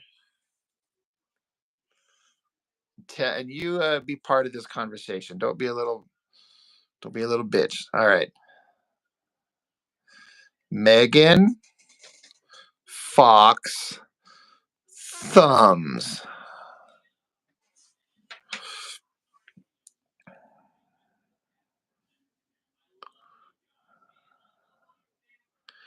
Oh, her thumb looks like a toe. All right. Oh, all right. You know what? All right. You're not wrong. Steven Yanis, tell your wife she was not wrong. All right. 0 out of 10 would not bang.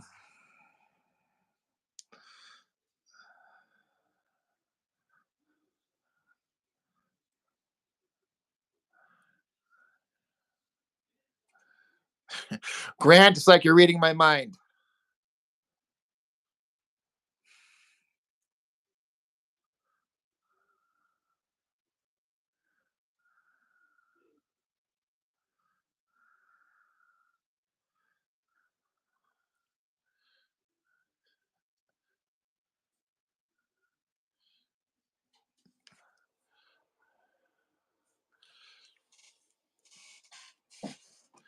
All right, D-Man, fine. I'll take all the Megan Foxes. You can have all the Brie Larsons. I think everyone would find satisfaction in that. Because I'm sure all these chicks would want us. Because we are the G's here. We are the gangsters.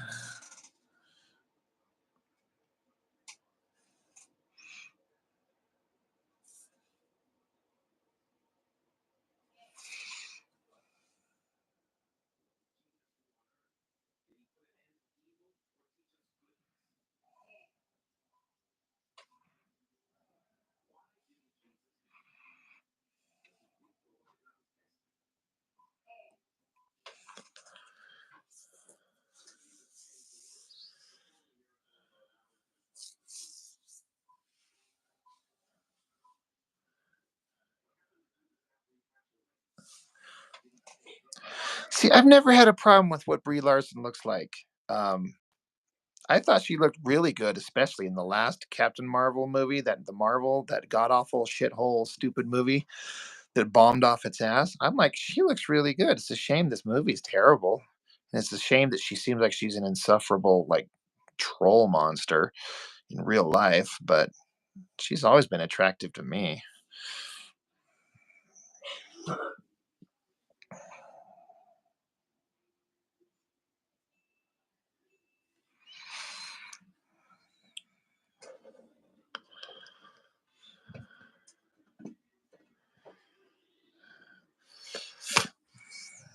Where'd you meet him, Grant? Did you meet him at that comic shop thing for Ed?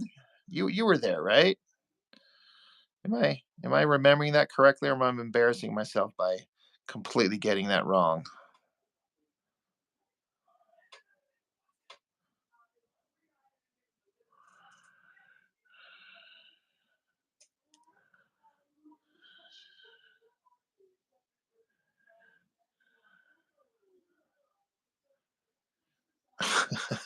Okay, comics. That's funny, D-Man. You're like the Weird Al song, "Close but no cigar." She's perfect, millionaire, smart, hot, but one of her earlobes is bigger, so pass.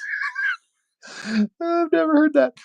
Oh, Grant, man, I'm jealous of that. That's awesome. I keep looking at all the pictures on the social media page that his sister started, and still, that's still a whole shitty situation. I guess I shouldn't start in on it. You gave a hug to Rug. That's interesting that he's willing to give out hugs to people that he doesn't know, unless he's met you before. But that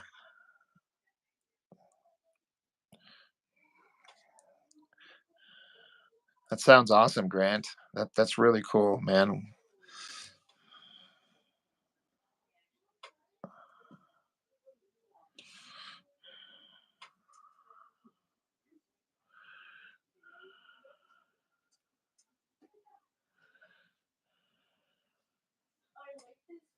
You're pretty sure your wife has a crush on Jim Rugg?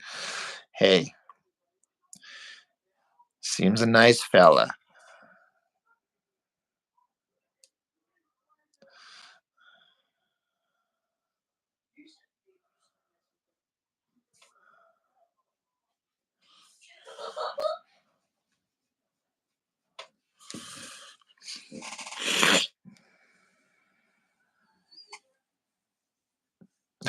probably the best. I don't know. Let me think. Who's an attractive-ish comic book creator? Mark Silvestri is a handsome fella. He's like 20 feet tall.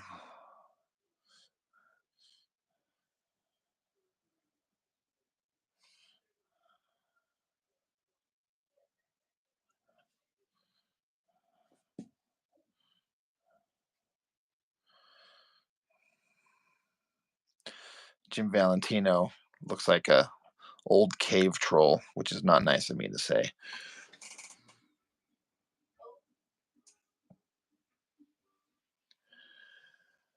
Mark Domowitz, Frazetta. There you go. That's right. That was a guy that looked like the figures that he would draw. Because if I understand correctly, he used himself as reference often, right?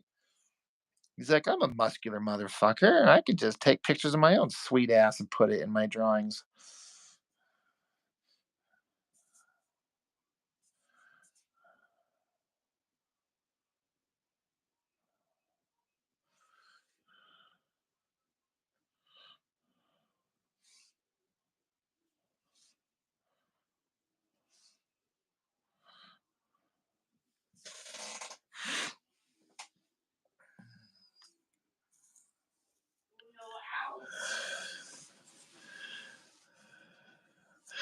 And Mark, he passed on his genes to his daughter. I've seen that girl. Well, I can't think of her name.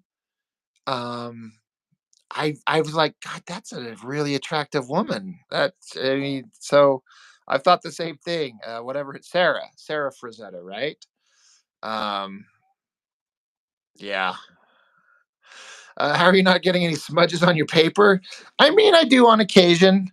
That's why I jump around a lot. It's always about like inking in a way where you can ink out of the way and then move on to another place and then move up to here and let it dry across the page, and kind of lucky. Oh, yeah, I heard Frazetta used his wife a lot, so that's awesome. Yeah.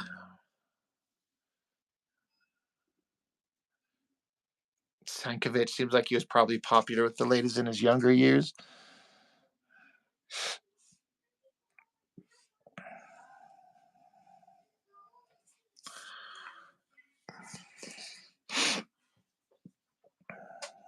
I'm popular with the ladies. Yeah. You betcha. The ladies are just throwing themselves for my business. Hell yeah.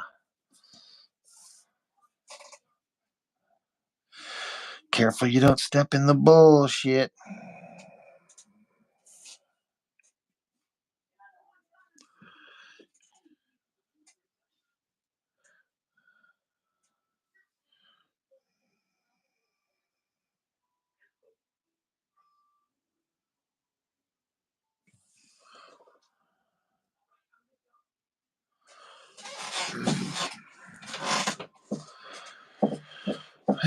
Well. Shit.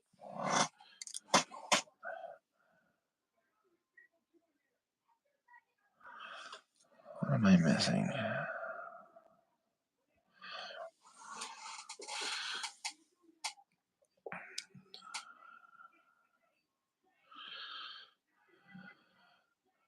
OK Comics, you say, when they made Fire and Ice, he was amazed how much the artist had to add to the ladies to turn them into Frazetta girls. He thought he was realistic.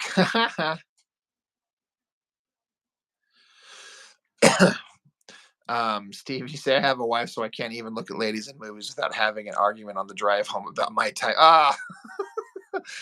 Yeah, kind of. I never ended up in arguments with my ex-wife about that type of stuff, but I learned to like most of us guys were like, no, baby, I swear, I'm not that girl that was naked in the movie. She's ugly.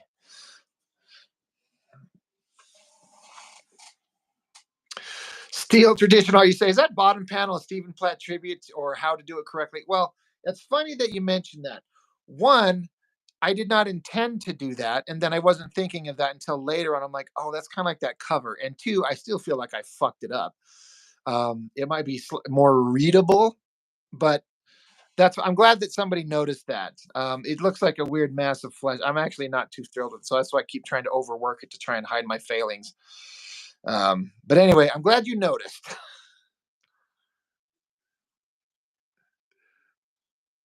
But yeah, Steven Giannis, that's a funny comment, man. You can't even look at ladies in movies without having an argument. Oh my God, that's funny.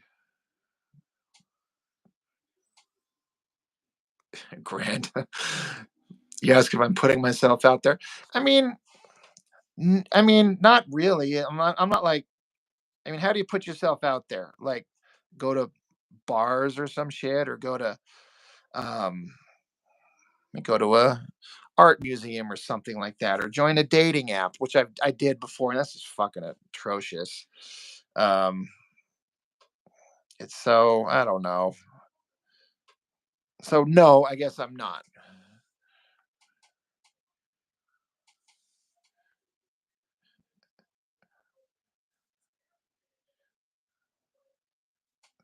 Who calls me a creep every time I post about streaming with Jessica?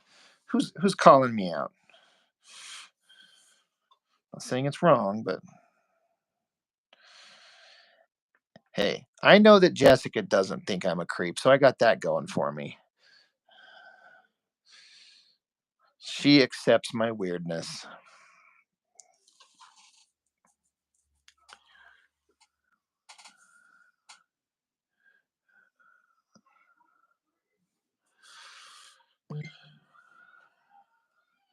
Okay, comics, is this letter size I'm drawing on? Brother, this is 11 by 17. This is a big board. I mean, I don't know how to give it a sense of scale. I mean, I've got a big hand, but this is 11 wide, 17 tall. Steel, traditionally, you say at least you can understand what's going on, so you like it better than splat. I mean, that's something, I guess, right?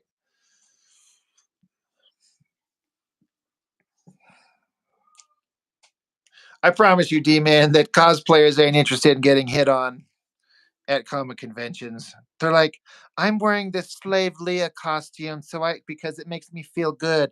I'm not interested in all these fat, hairy monster men ogling me because you can see 90% of my body. Stop looking at me. Take a picture for $10, please.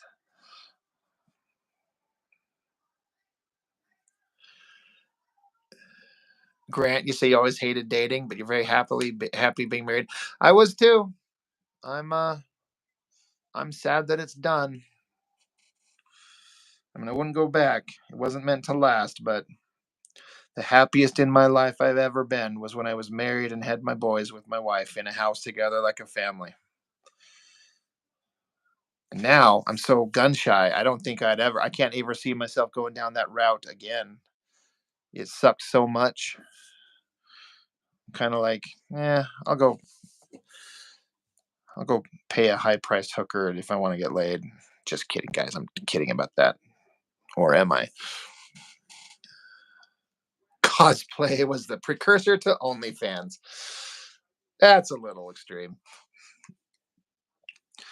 There's comic book chicks dressed up super hot. And if some real life girl wants to dress up as half naked slave Leia, the thing is, and this is just me, like have the body to wear some of these ridiculous outfits and have some self awareness. My first Comic Con that I went to here in Utah, one of the first ones, there was some chick dressed as Psylocke, right? With basically like the swimsuit outfit. And she had her bare ass hanging out, and her ass was covered in butt acne. Now, she was pretty good looking. She had mostly the body for it, but when your ass is covered in pimples, I was showing this girl that it was a friend of mine. I'm like, do you see that girl's pimply ass? And she's like, yeah, it's kind of gross. She should like have some whatever. She listed some chick thing that girls would wear. It was really gross. So I'm like, come on.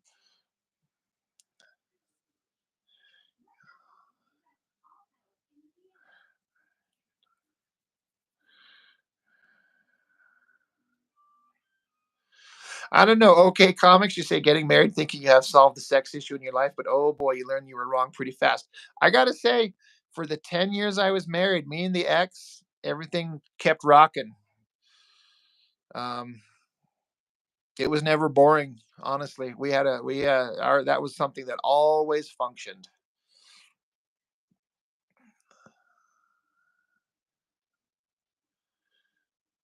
Grant, I wonder if you could talk a hooker into dressing up like, dude, it's a hooker. You pay her enough, she'll do any damn thing. Anything.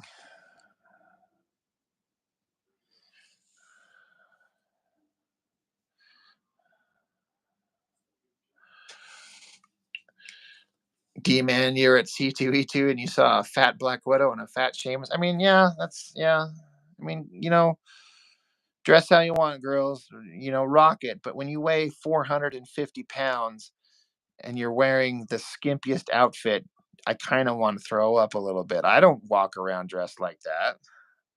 No one wants to see my shit.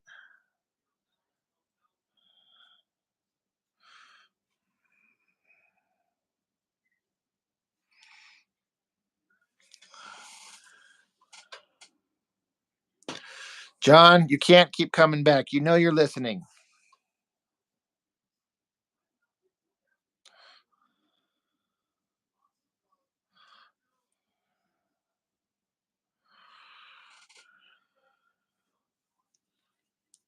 Yeah, Grant. They'll be like, what the hell is a Psylocke?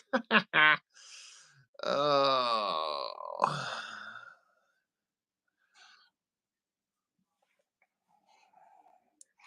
You're like, you don't need to know. Just put on this purple swimsuit and pretend you're Asian, but with an English accent. You're like, what the fuck are you into? You're like, shut up. I'm paying you $50 and I got you a gram of Coke. So just do what I say, please. All right, it's your dime. It's your half hour. Grant, send the 400-pound Psylocke over to my house. I'll take care of him. Grant is a king among men. You are a god amongst insects. Never let anyone tell you otherwise, Grant.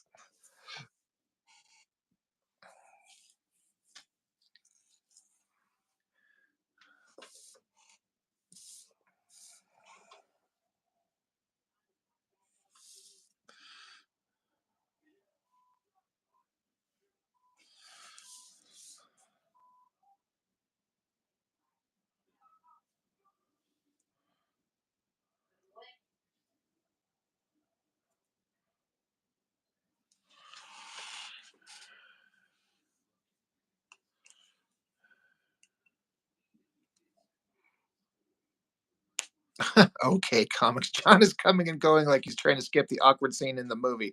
But the whole movie is awkward. Yep. If I just keep fast forwarding, we'll get back into the interesting part. Like, you are in the interesting part. This is it.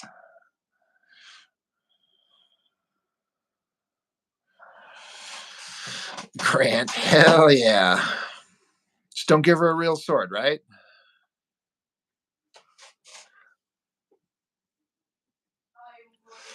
Yeah, the girl from G4 Ninja Show, what's her name? Played Psylocke. Oh my god. I know her name. I know you guys will remember.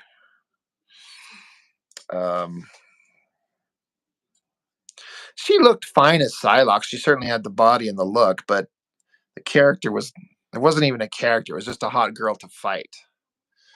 God damn it. Somebody remind me of what the hell her name is. There's that meme of her swallowing hot dogs. Olivia Munn. Right.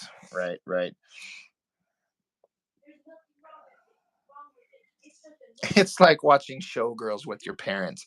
First off, don't ever do that.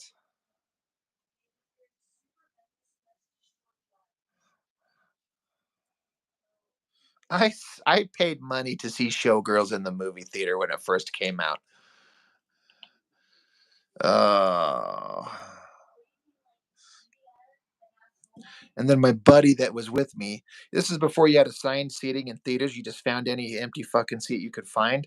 And when we sat down, he made sure that there was a seat in between us because we didn't want to sit in it.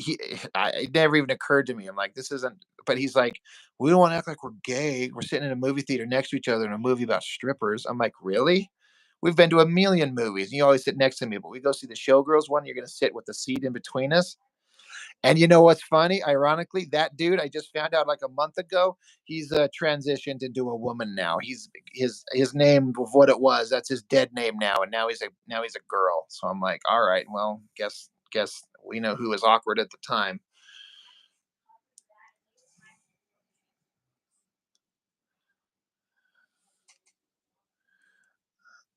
Mark, you say you're reading Strange Adventures, just where Olivia Munn was the model for that main woman. I don't even know if I know what that is.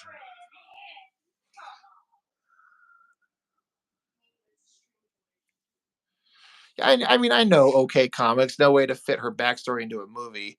Sure, but it's like it was unnecessary. It was just like we got to have a new character, so we got to have Purple Ninja Lady. They didn't even have her weapon right. She just had like a laser sword come off her hand. It's not even what it was. I was like, ugh, all right, she's cute. It's fine.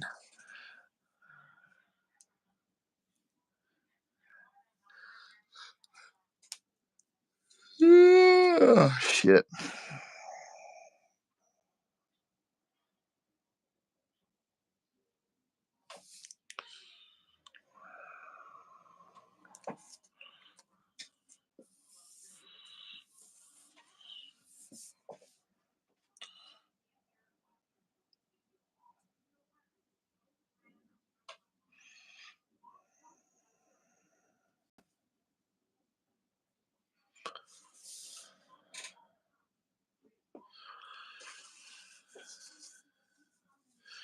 Grant's asking for any current comic recommendations. Boy, I can't give you any.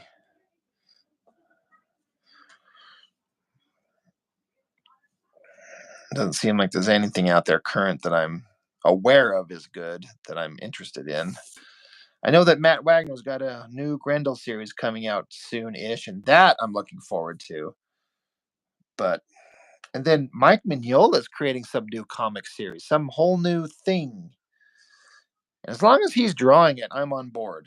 I kind of don't care if it's like Mike Mignola wrote. I'm like, all right, now I don't care. I want his art, man. But I think he's drawing it, so some new thing from Mignola. So let's do it.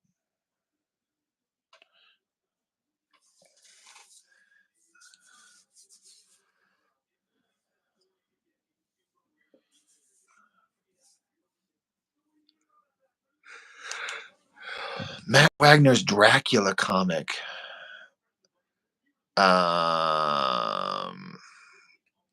I don't remember that. Matt Wagner's Dracula comic?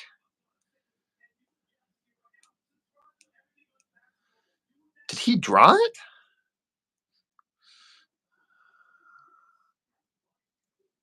Yeah, Steven Yanis. You never knew how to pronounce his name. It was just Mignola, right? But then you hear it pronounced by other people correctly as Mignola. Like I'm all right. Well, glad to know that. Why is there a G in there?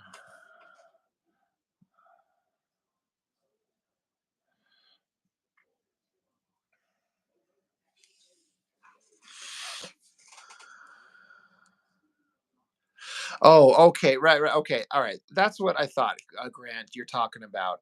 Um, I almost did. I'd never been a fan of Kelly Jones, and I know that's blasphemous. I can tell he can draw, and I part of the thing I didn't like is that the colors weren't working for me. It was too much. If it was just the black and white artwork, I might have been interested, but I looked at it. I really wanted to like, all right, let me give this a look. But I was like, I just no, but it looks like it was really successful. That Kelly Jones drawn Dracula. So, I'm glad.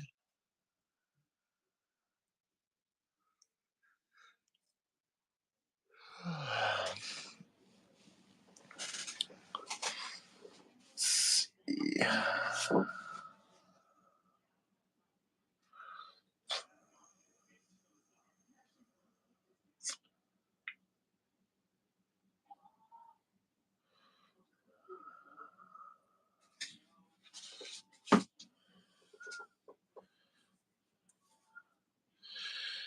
OK Comics says I'd buy Hulk when Nick Klein is drawing it. Otherwise, I can't think of anything.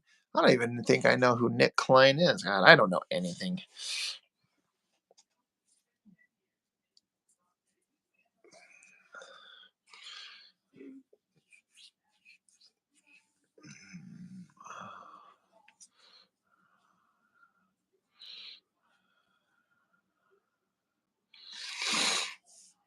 Kelly Jones horror artwork is awesome, but he can't draw girls for shit. Really? Is that? I've never. Now that you say that, I don't know that I've ever seen any of his female figures. So that's interesting.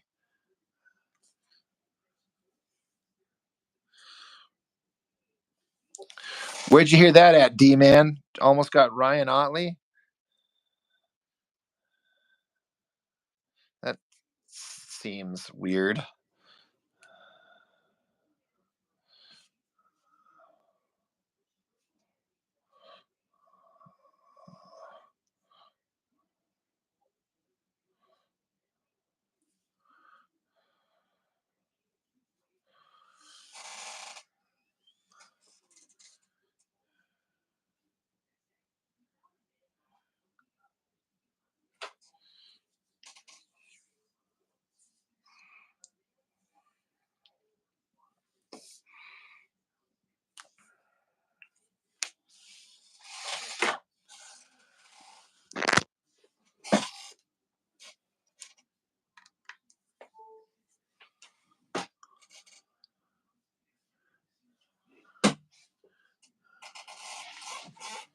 Liefeld's women have no intestines. They don't have accurate anatomy at all of any type.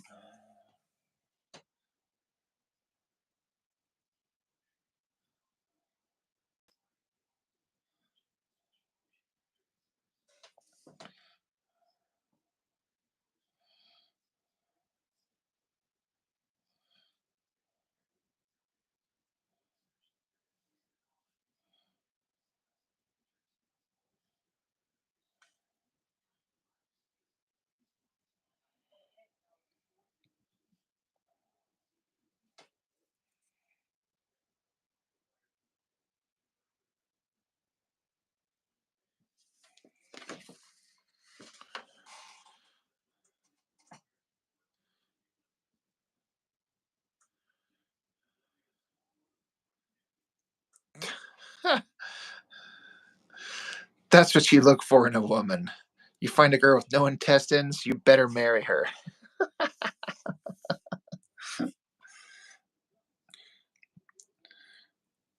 I have no intestines, but I'm not an alien. Like, all right.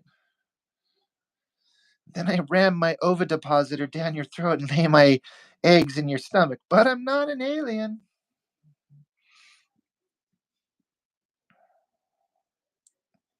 Who can tell me what movie that's from?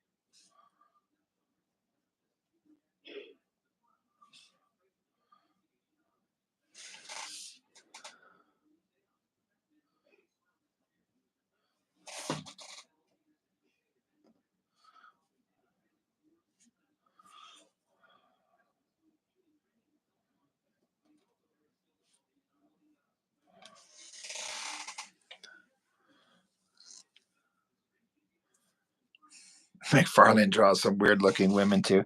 Yeah, that's true. He's not known for his sexy babes. I mean, when he tries, he did some good Mary Janes.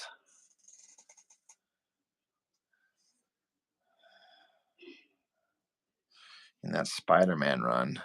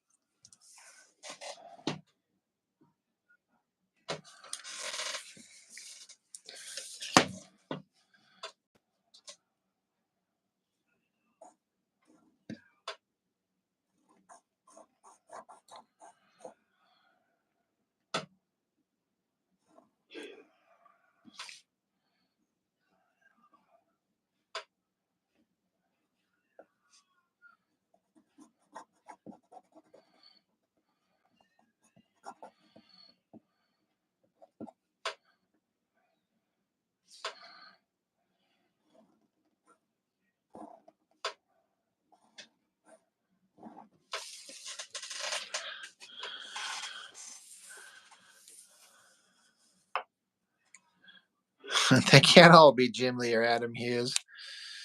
Yeah.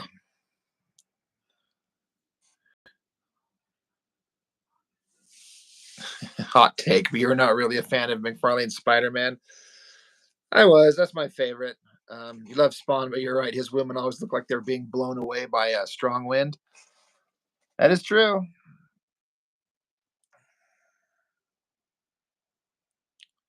Gotta have that dynamic hair blowing in the wind.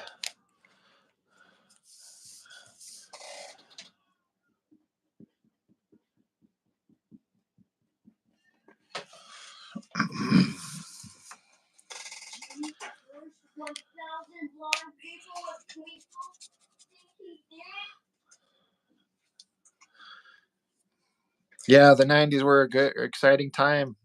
No one talks about artists these days like they used to. Like, there's nobody who's just come along that just blows everybody away. But the industry is so different now. I mean, I don't know.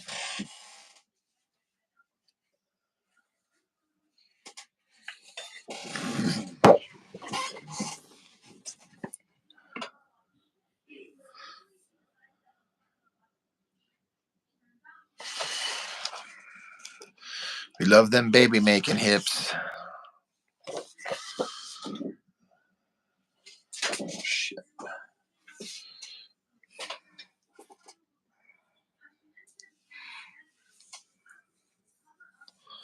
Eric Larson, Brie Larson, full circle. We have come back to the Larson.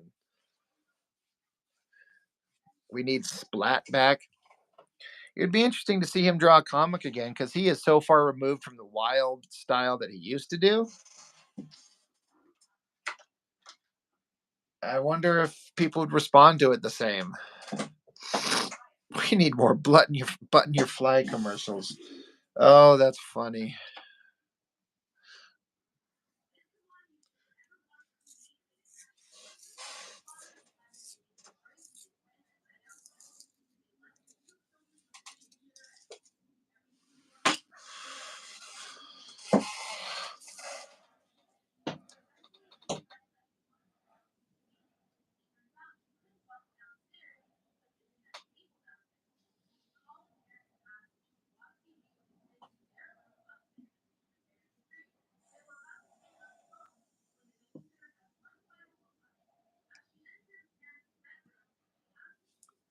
Kyo.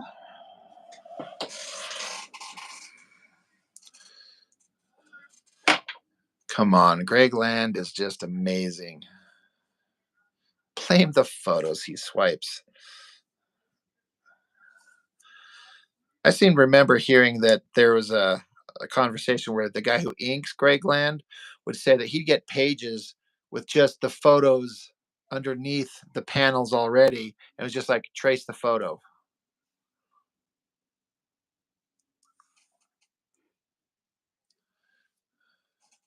D-Man, I wholeheartedly disagree, brother. You say we don't need to see O-Face in mainstream comics. I wholeheartedly disagree. Kind of. Steven, you're like, okay, serious question. You've seen the blue pencil sketch thing before, never done it. Why blue? All right. So it's not the color, although I like the color. The color just works for me. It's this Colorase brand pencil, where it's a colored pencil, but you can erase it. So you can draw and then back it out. You can erase it off the page as opposed to like regular colored pencils, which aren't really meant to erase. But the soft lead, for me, I just feel like I can get a better sketchy pencil line with the blue pencil than I can with a regular pencil, and I don't know why. It shouldn't matter. It's just the pencil I'm holding is coming from my hand. But when I'm doing rough sketches like these faces and these fists and these gestural under drawings, for whatever reason, this blue pencil right here, my best work comes out of this rather than the the generic pencil. And see, and Dan Goodwin's talking about with the blue line, when you scan it in, just your scanner settings, and it won't pick up during the scan, non-photo blue. I mean, there are specific pencils that say non-photo blue, and these are not it. Um, if you scan these pages, that blue picks up instantly. Now, that's me using a scanner at FedEx and not adjusting anything. But these are not non-photo blue pencils. It's just blue colored pencil that you can erase.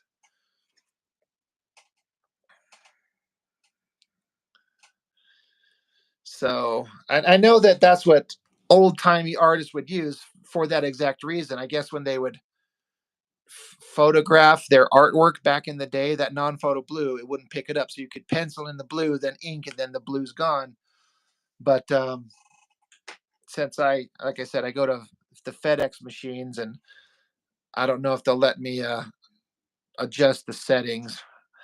But my stuff, I mean, I can when I scan these things, I scan them in full color, so I get everything, and because I want to capture all the stuff I want, and then I know enough ish about Photoshop to pull out the blue anyway.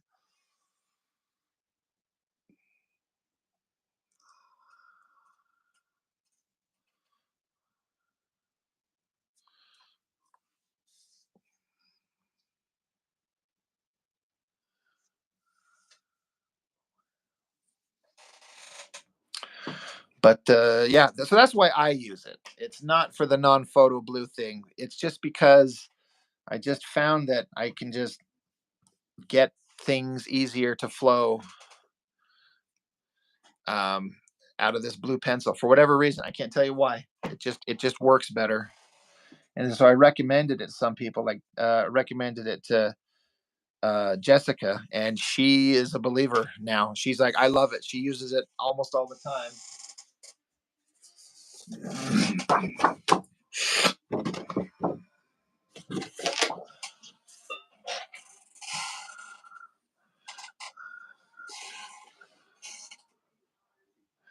Well, thanks, Grant. Thanks for stopping in, man. Enjoyable. Thank you for being here. I should probably not go too much longer anyway. I gotta go. As usual, remind my kids that I'm here and that I love them and that Daddy doesn't just hide in his art room to avoid them. They're like, sure, Dad, we know. We know. Yeah, Grant, anytime, please, dude. I mean, honestly, Steven, I do like the blue. It doesn't have to be blue. Something about the blue just works as like you could get red or green or whatever. But I do like the way the blue looks. And it seems like a lot of artists use the blue. So I can't, I'm just speaking for myself. I use it because it works for me, but I also am a fan of the way the blue looks.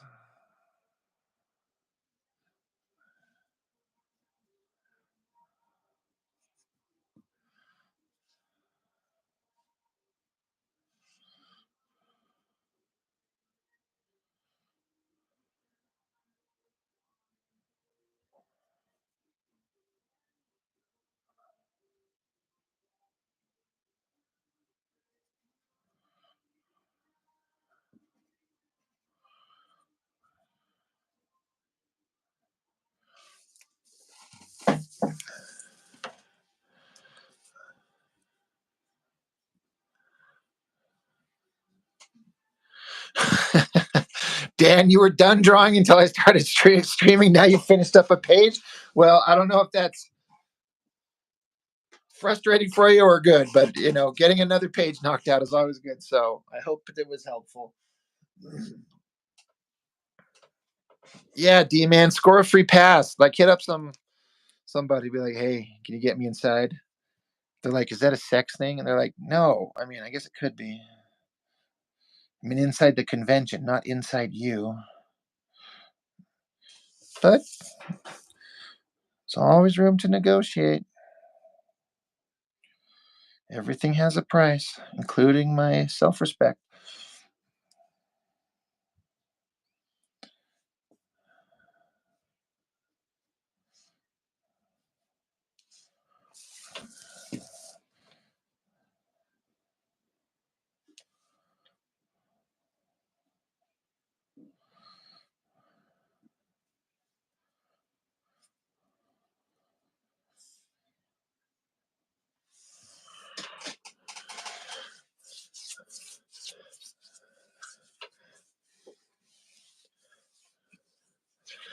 Massive Panda says, am I inking this thing with the brush? Yeah.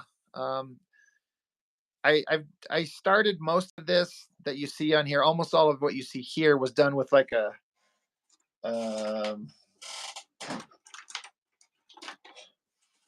regular brush like this last night, and now I'm doing some more touch-up stuff with the pocket brush pen.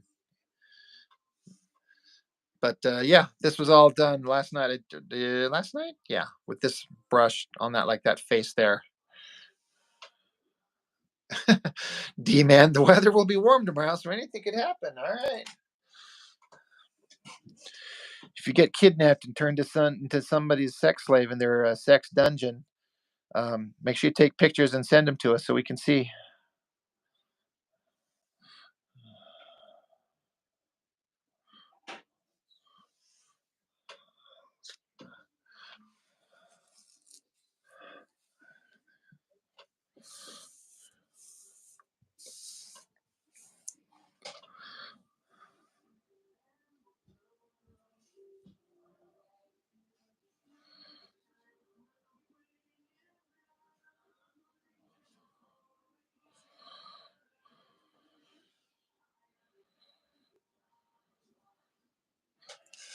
Andrew.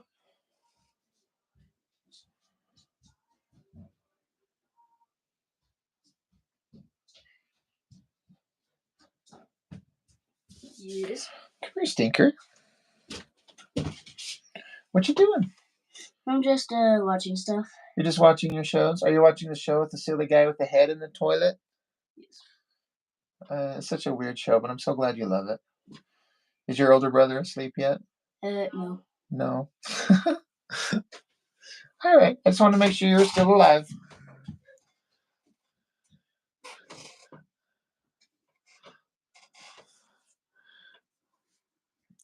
Yeah, Massive Panda. Inking with the brush. I think with the brush and the kind of traditional Hunt 102, as far as traditional stuff, I think it looks the best if you know how to do it. I'm not saying I do. I'm trying to become that. I'm trying to learn that. But I think the best work, like, you get such a lively, like a line with so much life in it from a brush.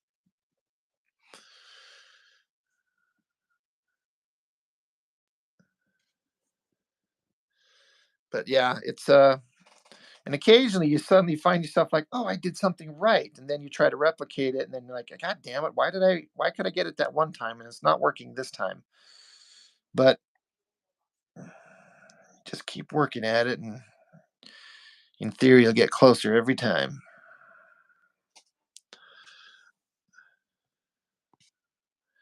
Okay, comics, get a free pass, spank a cosplayer, get arrested, the whole package. Hell yeah. D-Man gonna be in the Pulp Fiction pawn shop basement tomorrow night. Oh shit.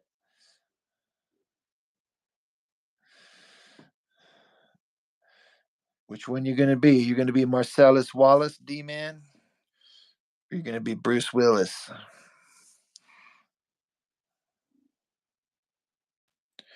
You know what's funny about that scene, now that you bring it up, is that when I saw it for the first time, I think it was 95, so I was 18 years old.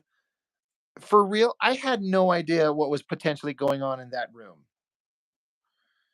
Now I watch it now, I'm like, of course they're fucking him. Of course they are. It's so obvious. But 18-year-old me was like, what are they doing? Are they murdering him? Are they cutting his ears off or something? I did not get it. So I'm curious, did anyone else, like, when you saw it the first time, were you like surprised when they kicked that door open? When Bruce Willis kicked it open holding that sword? Because that was the last thing in the world I was expecting. I mean, this was 95, so I wasn't expecting to have a movie where some dudes are railing on Ving Rhames from behind, but it's so obvious now.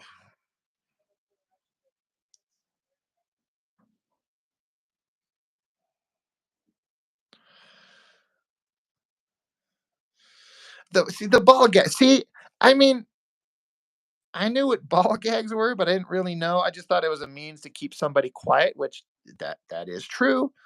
But this is young, innocent 18-year-old me. I didn't know shit. I didn't know what. Like, it's just there to keep. And then the gimp, a guy in a suit in the back. I was just like, well, this is weird. The sweating guy gave it away. I mean, right? I know. But again, this is child me. Believe me, by the time I was 18, believe me, I'd seen lots of adult entertainment that I should not have, but I just was not expecting that. So made for a memorable, like, movie going experience.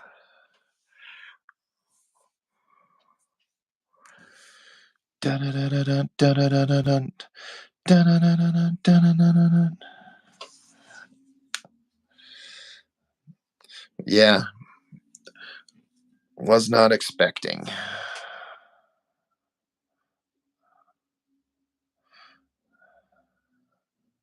And then I remember when it came out on VHS, I was watching it with my parents. I'm like, oh God, that scene's coming up. What is my dad going to think of this? And when it happened, he's like, what the fuck, son? You said this was a good movie. I'm like, it is. Just watch. He's like, I'm saying too much. I'll never let you pick the movie again. I'm like, yeah, well, that's probably good advice.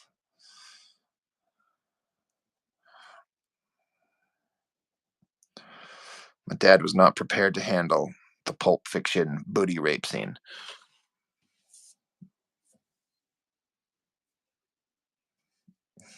Steve, you skip that scene when you watch it?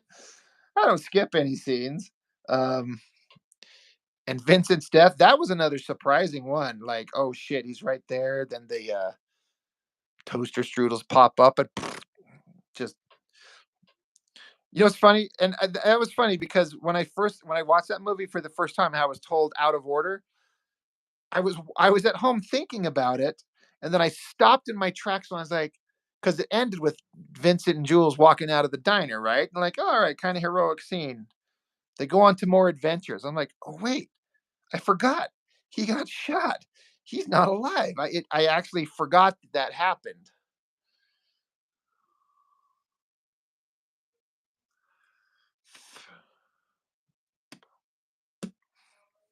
Yeah. Marcellus told us straight up. He went medieval on them. He's like, I'm going to call up a couple of hard pipe hitting words I can't say to go to work on the homes here with the blowtorch and a set of pliers, I think he said. You hear me? Mr. About to spend the rest of his life in agonizing pain rapist here. I'm about to get medieval on your ass. All right, now I want to watch Pulp Fiction. It's been a long time since I've seen it.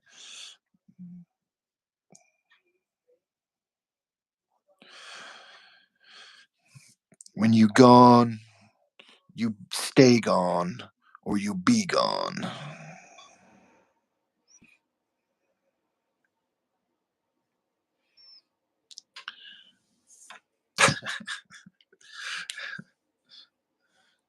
Well, Ving Rhames has got a pretty distinctive voice.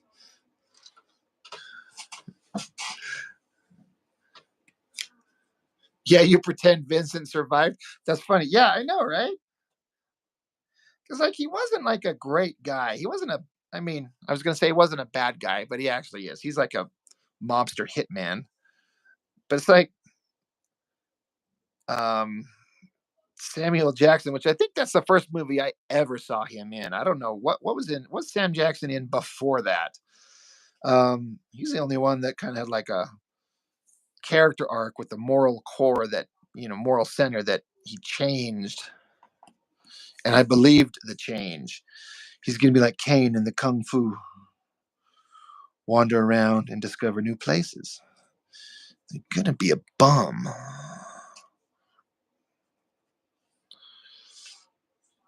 Oh, Jurassic Park. All right, yeah, that's fair. But he was um, just like just generic guy.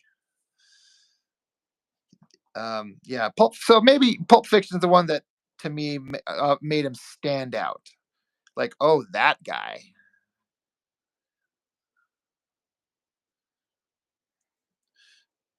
I don't eat nothing that don't got sense enough to disregard his own feces. Or what about a dog? Dog eats his own feces too. I don't eat a dog either. But yeah, I forgot he was in Jurassic Park.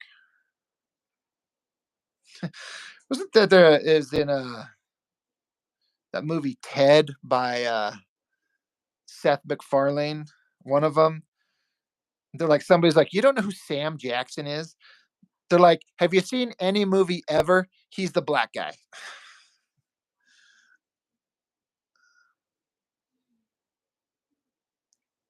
Mr. Green, yes, Coming to America. You're right. He was the thug that held up the McDowells. Oh shit, that was funny because I used to watch that show a million times, and then once I got to know who Sam Jackson was, and then I watched that, I'm like, oh god, that's what happened to Jules after Pulp Fiction. He became a bum and started hitting up McDowell's restaurants and got beat the shit beat out of him by Akeem. Oh, that's funny. Yeah, Massive Panda, you got that too. D-Man, what was the theory about I remember hearing the theory about the band-aid on his neck. I can't remember what it was. And in the briefcase, I think Tarantino said it's whatever you want it to be, but people are like, it's his soul, right? Um, but I think Tarantino flat out said he didn't care what was in it. It was irrelevant to him. It doesn't matter what's in it. What matters is that it's the thing that people were chasing around after, and then the story that comes out of it, which it took me a while to understand the logic of that. Like it makes sense. It doesn't matter what's in the briefcase. It has nothing to do with the story outside of it's an important thing that they wanted, but it doesn't affect us to know like, oh, it's a bunch of gold bullion, which would have been boring. Maybe it's gold members Yoo-hoo. He lost it in an unfortunate smelting accident.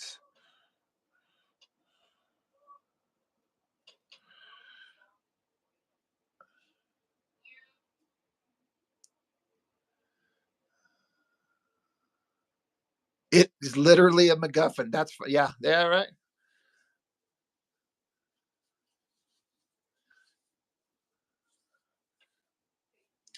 It's a good point, Steven. If it's gold, it'd be heavy, right? Vincent just so. I think it's one of those things where like we all want to know. We desperately want to know, but the instant we find out what it is, it'll never match the awesomeness of what we wanted it to potentially be, and then it's just the fun is over. So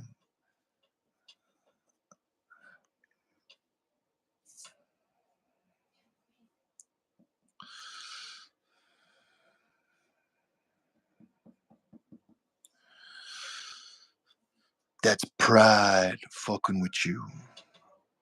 Fuck pride.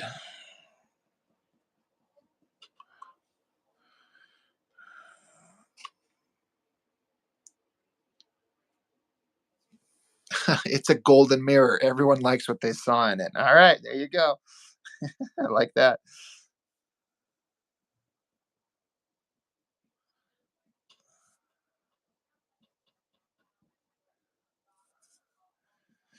You know what I was kind of disappointed in? Is that after watching that and hearing Jules explain or go over, do you read the Bible? There's this little passage I read. I like to, and then he recites Ezekiel 25:17. Then I went up and looked in the Bible and looked it up. And like, he didn't quote it exactly. It's like he was giving his own version of it.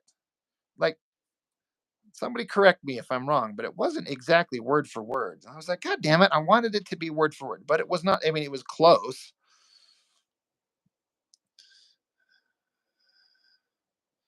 It's probably the only time I voluntarily opened up a Bible. I'm a sinner.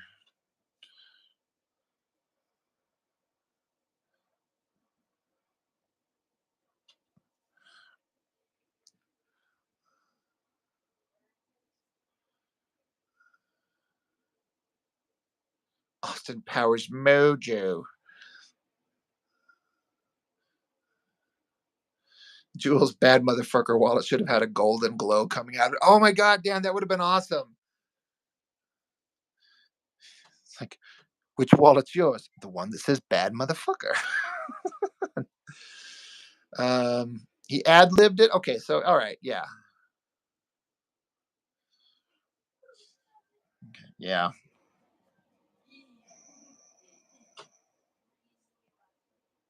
I thought the conversation that Vincent and Jules had about giving foot massages. Jules like, I'm the foot fucking master. Got my technique down perfect and everything. I don't be tickling or nothing. It's like, would you give a man a foot massage?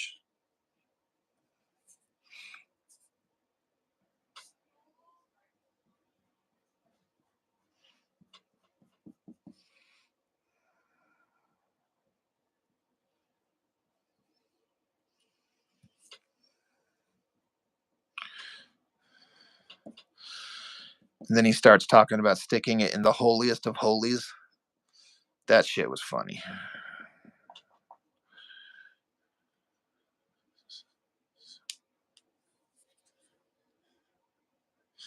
Touching the bitch's feet and sticking your tongue.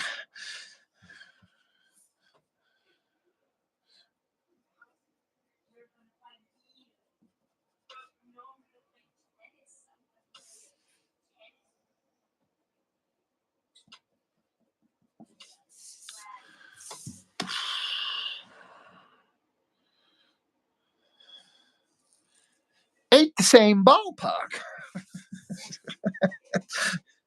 It is an intimate thing with the lady you're trying to get smooth with.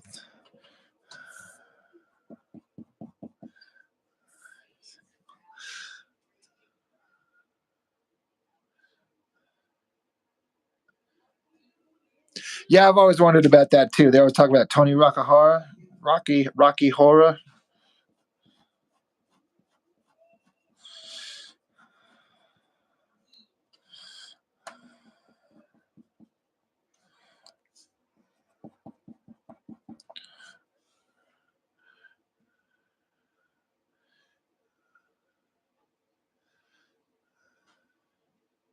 It would be a smashing scene, right?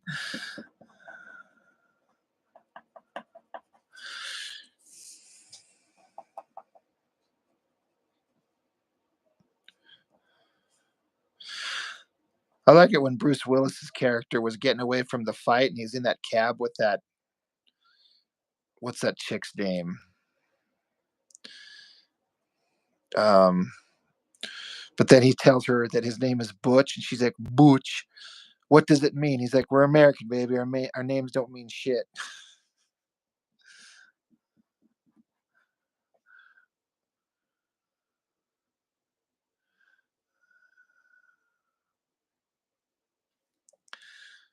Yeah, Daniel's saying what's Tarantino's deal with his 10th movie?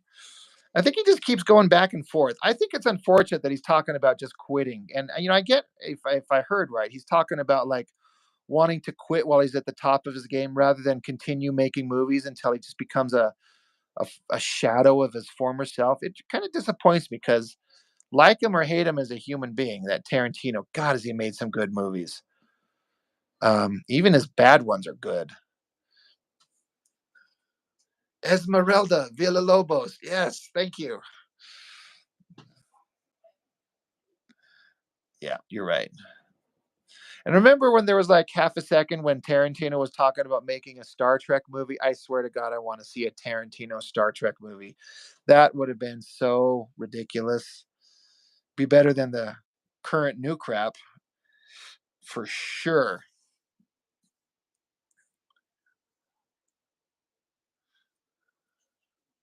Yeah, D man, kind of like John Carpenter did. He kind of faded out, and all we go is like, remember when he was good? But Tarantino's still sharp as shit. Okay, comics today. Can you imagine the writer's block you get from the pressure of fulfilling that stupid promise of making exactly 10 movies? I don't know. I feel like Tarantino, this is just conjecture on my part. I just feel like he's a guy with 1,000 ideas coming out of his head at all times. I don't know. I remember thinking like Django Unchained. That sounds stupid. I'm not gonna like that. Loved it. Inglorious Bastards. That's gonna be stupid. God, love that. Even my wife loved Inglorious Bastards, and she doesn't like anything.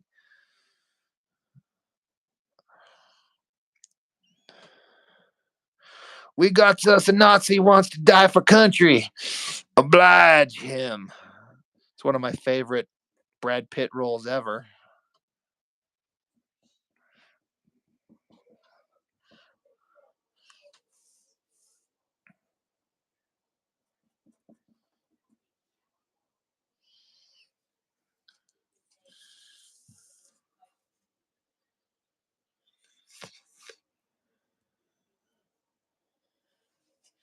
Yeah, see, Tarantino's more concerned about making a good movie with characters and story that it's not just about flash and spectacle. Like, I think JJ can direct a good movie, but as long as he's not writing it.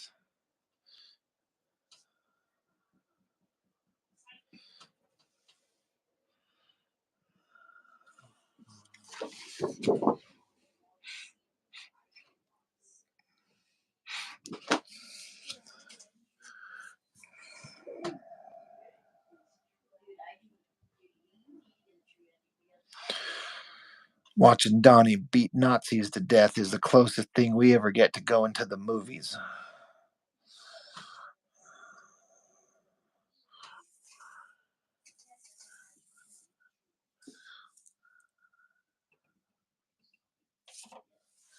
Yeah, okay, right? That Hans Landa. What I can't remember that actor's name, but holy shit, was that guy a revelation? Like this guy commands the presence and the screen. That whole opening scene with in the French town and everyone under the floorboards. Holy shit, that guy's such a he's brilliant and an incredible manipulator. Oh my god, it's so like it's a master class in like tension and screenwriting.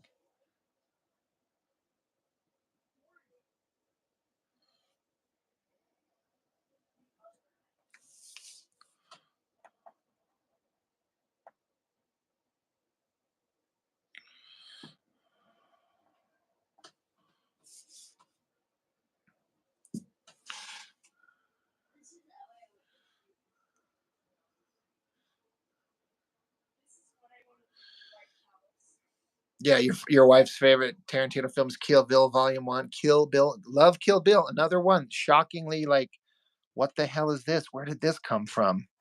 I don't know if I could pick a favorite because they're all different enough. Glass of Milk was never more terrifying.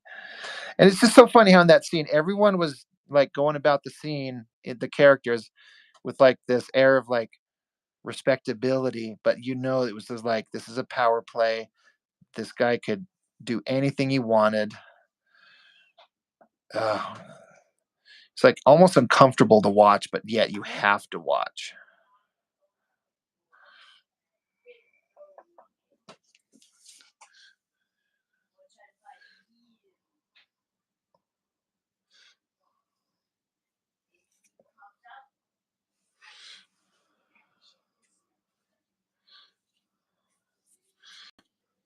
You like that French girl that was in Inglourious Bastards?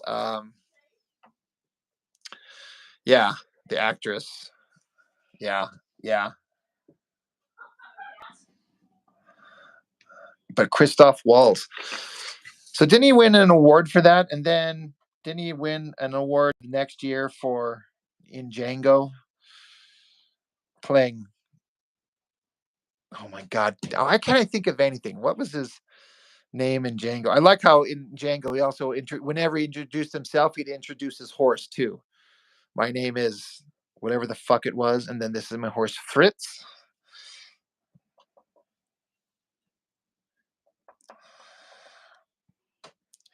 I loved in Inglourious how he had that wagon that he pulled around with that tooth on a spring, flailing back and forth, side to side. My ex-wife laughed her ass off at the tooth on the top of that wagon he was pulling at the beginning of that movie.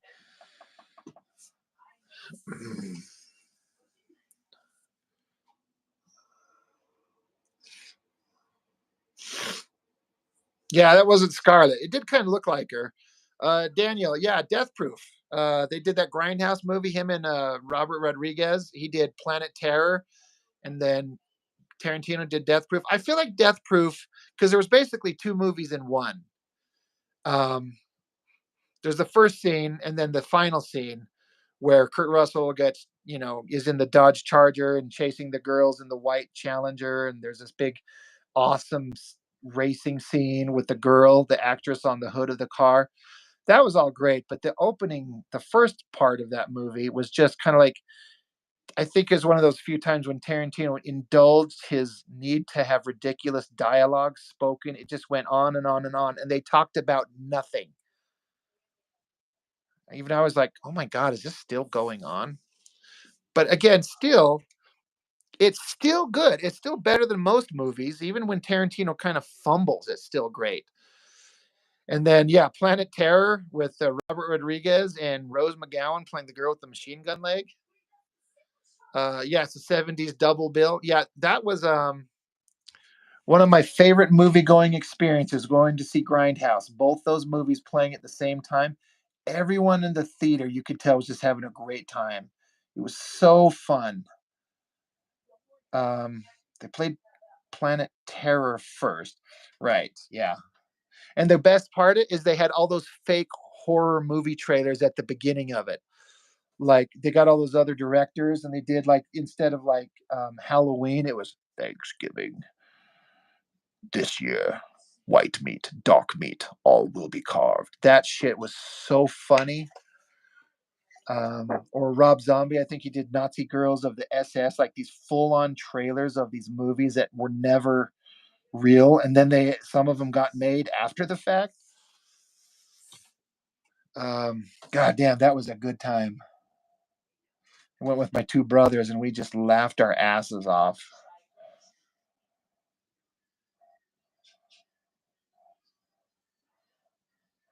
White meat, dark meat, all will be carved.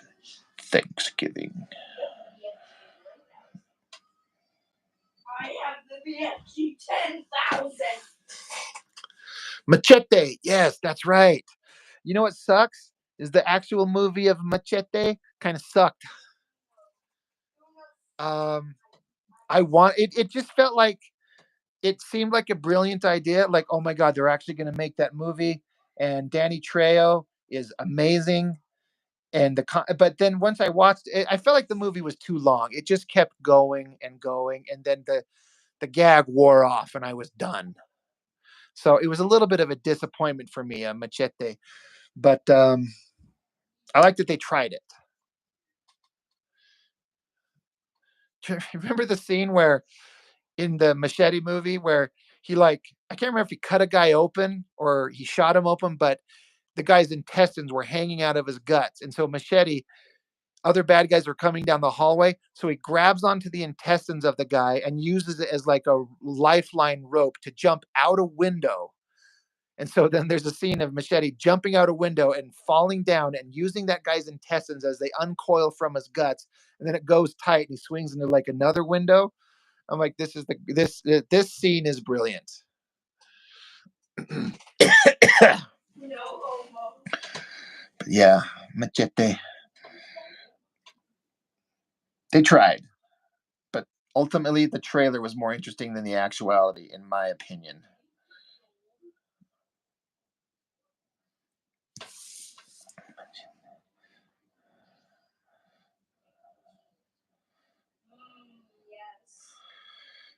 And I like Robert Rodriguez as a movie director a lot, but he just can't seem to capture the magic that was Desperado. That was so fucking good. And then the From Dusk Till Dawn, it's like he peaked with those movies and just never got back on it.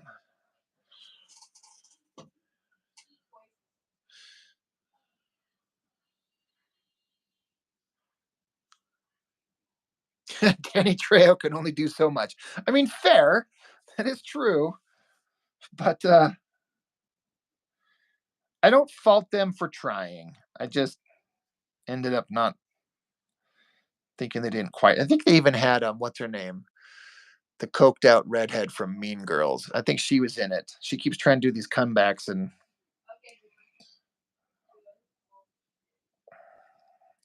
but I wish they'd come back to doing crazy, wild, over the top, offensive bullshit like that. We need more of that stuff. We need movies. I keep hearing about these movies that they talk about that they would never make that movie today. I'm like, fuck it. That's the reason they need to make that movie today, is because they say you can't.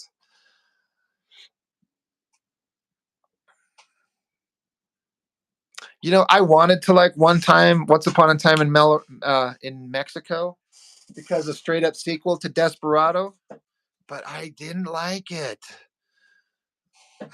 I like this is not nearly as good.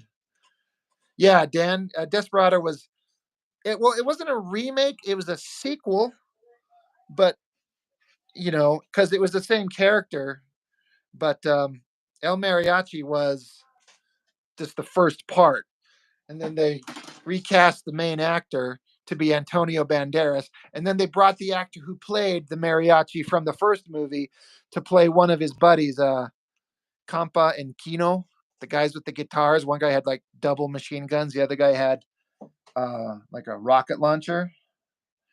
Yeah, that actor who played mariachi in the first one was one of those guys. So at least Rodriguez threw him a bone that way.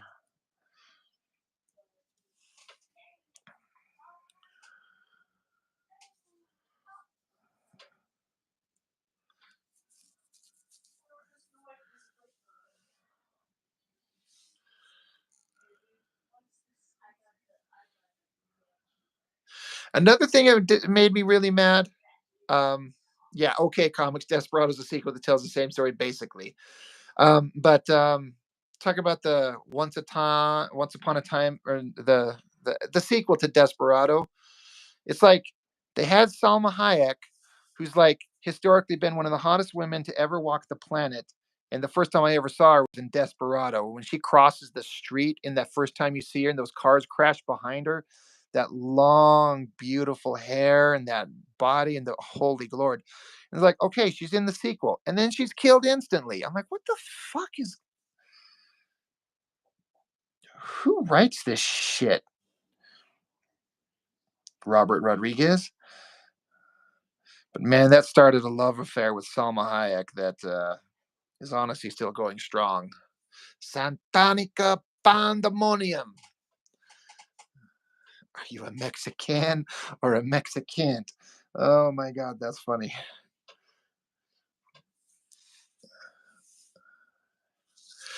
Right, Dan Goodwin? Oh my Lord, that scene. I remember again, because back when I was married, I'd show my ex-wife everything. I'd be like, this is the hottest scene ever committed to film as far as dudes are concerned. And she'd watch it and she's like, why is it so exciting? And I couldn't explain it to her.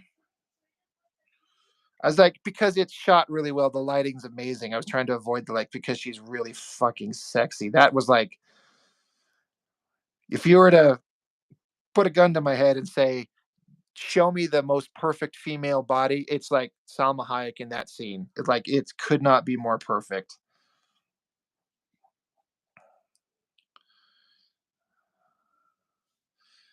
Santanica Pandemonium.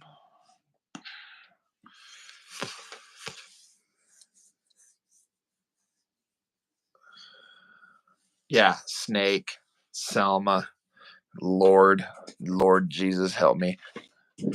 And then I was mad how they killed her off instantly too. I was with my brother John. We were watching it, and we're both sitting there like, "Holy shit! Did you just see that scene?" I'm like, "I did." Did you see that scene? I'm like, "Yeah." And then she gets I don't know, a ceiling fan dropped on her, and she melts away like a vampire. I'm like, "Oh, all right. I guess she's gone."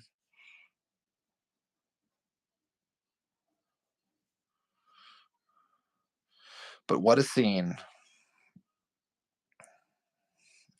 Remember at the end when Cheech Marin comes back and Clooney's yelling at him like, "Why the fuck did you choose this place out of all the godforsaken shitholes in Mexico? Why here?" He's like, "One place as good as another." He's like, "Why? Were they psychos?" And Clooney just stops and he's like, "Did they look like psychos to you? Psychos don't explode when sunlight hits them. I don't care how fucking crazy they are." Oh, it was so funny. That was the movie that made me like George Clooney too. Was From Dusk Till Dawn.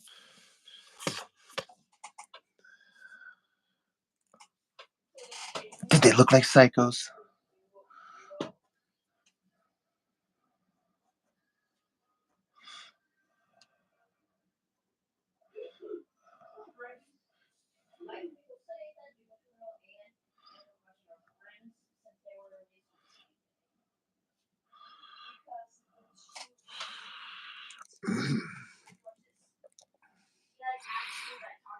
Oh, there you go. Okay, comics. That's a real life Frazetta woman, down to how short she is.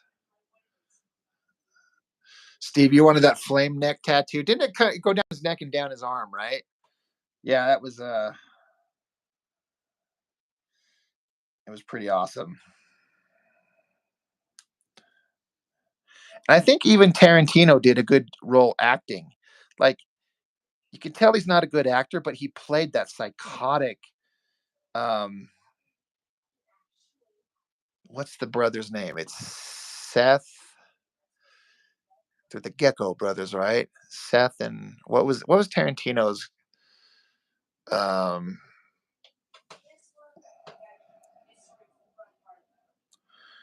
what's Tarantino's character's name in that goddamn From Dusk Till Dawn? Richie.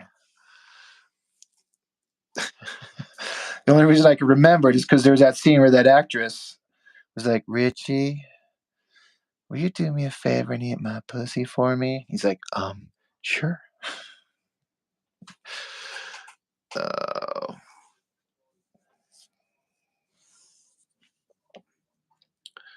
Come on, Dan. You can't name one J Lo movie. I can only think of one. The one where she played that like psychic detective where they went in the minds of people and had Vincent D'Onofrio as this psychotic villain.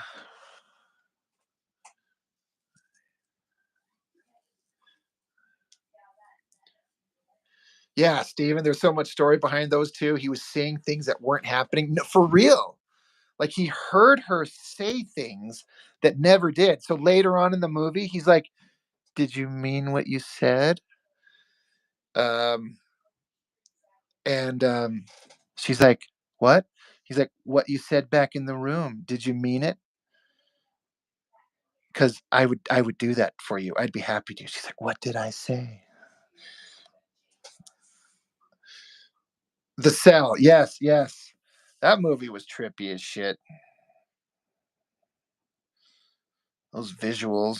Good lord, that was creepy. Remember the scene where the horse got cut up into like 20 pieces and they just spread apart and all the organs were still beating?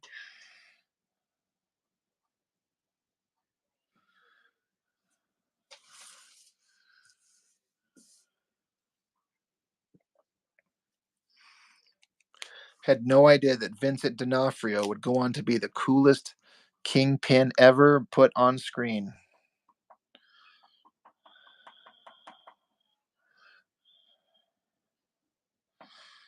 After he played the weird bug guy in Men in Black.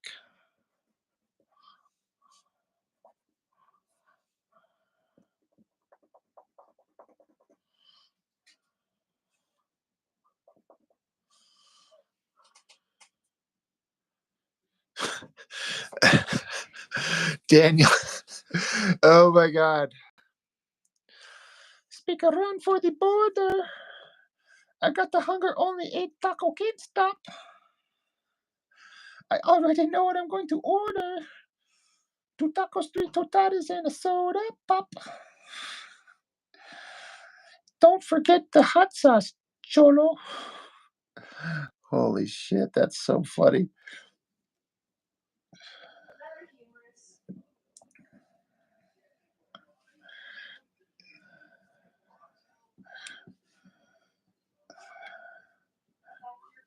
Remember Ben Affleck in that? He was just literally a guy with an ass for a face.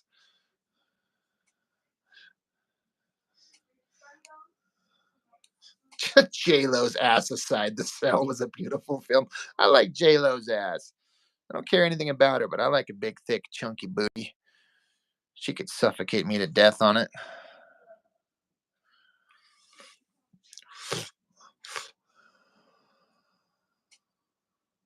Oh my God.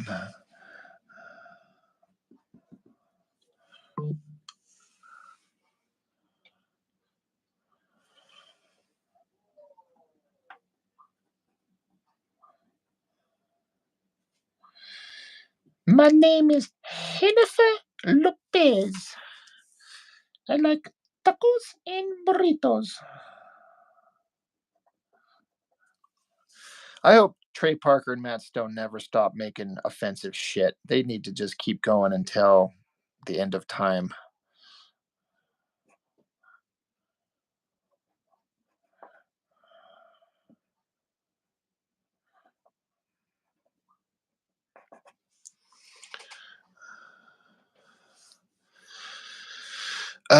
Steven, The Fall. It sounds familiar, but I don't think I have. For a second, my brain went to Legends of the Fall with Brad Pitt. I actually love that movie.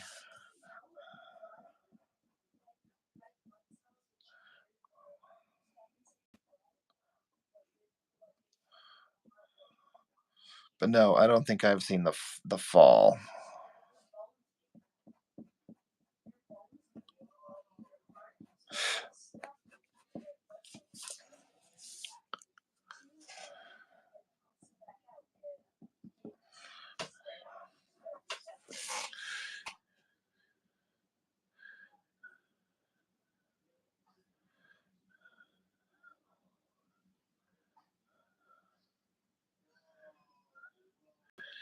Yeah, Steven. So yeah, Legends of the Fall. I avoided it for years because all the trailers for it that I saw at a glance looked like it's just this new Brad Pitt fucker with the long hair, and it was some romance movie between him and some chick. Um, and I'm like, that sounds fucking. I'm not interested in seeing this hunky Brad Pitt guy, walk around in golden mid-afternoon sun with rain falling off his hat, some girl getting hot for him. But then I watched it. I was like, holy shit, this is nothing like I was expecting. And it's one of my favorite movies.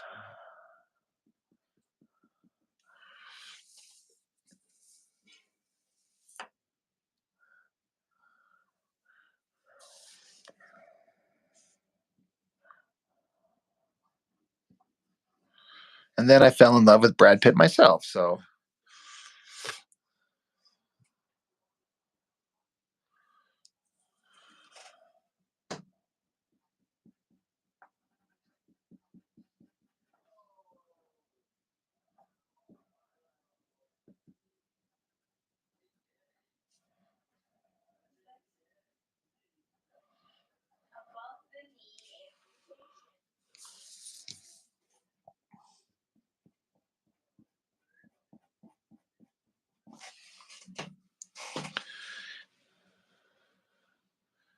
he was a legend before he was a legend.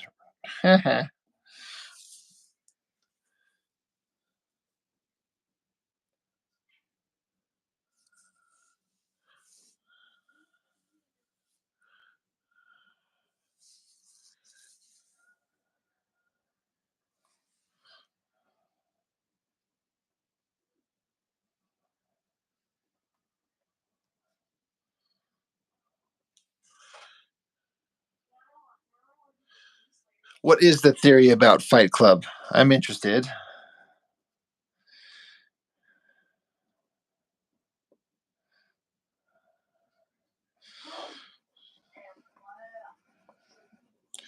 We're not supposed to talk about Fight Club, though.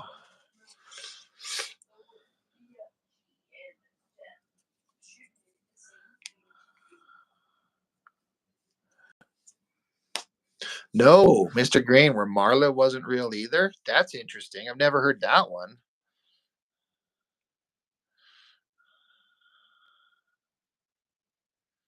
Now you got me wondering, did anybody else ever interact with her at all?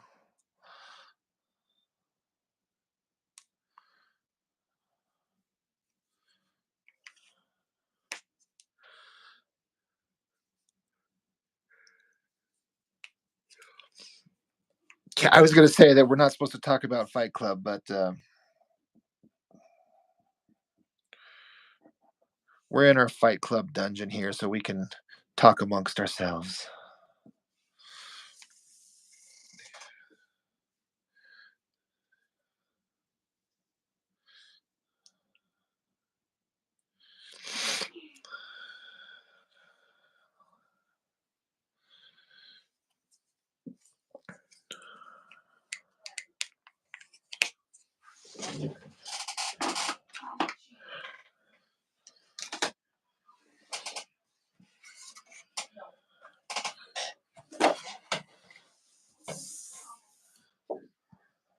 So the narrator is just some psycho then?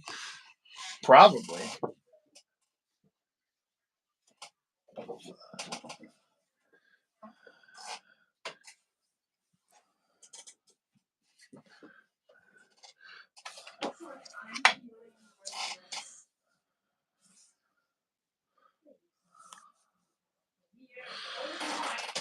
Hey guys, I think I need to shut this down. It's been going on for quite a long time, but it's been a lot of fun actually. This was quite enjoyable talking about all these movies and shit.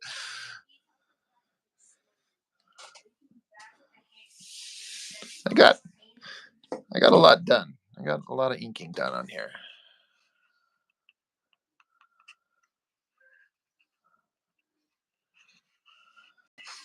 Count Chocula. What page number is this, brother? I couldn't even tell you. I don't have a page count. It's 60 something.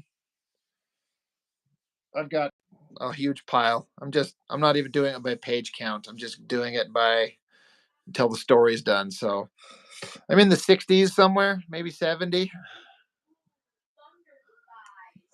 Something like that.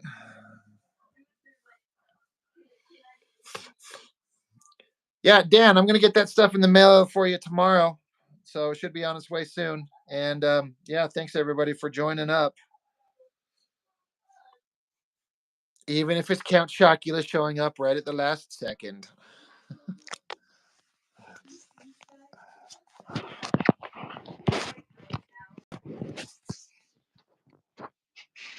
See you, D-Man, Steve, OK Comics, Green. I think I'm covered all the bases of everyone's who's still here. No, you're good, Count Chocula. I know how it goes. We've been going for like 227 minutes here, so yeah, I got to wrap it up and go make sure my kids are still alive. All right, everybody. I'll check you later.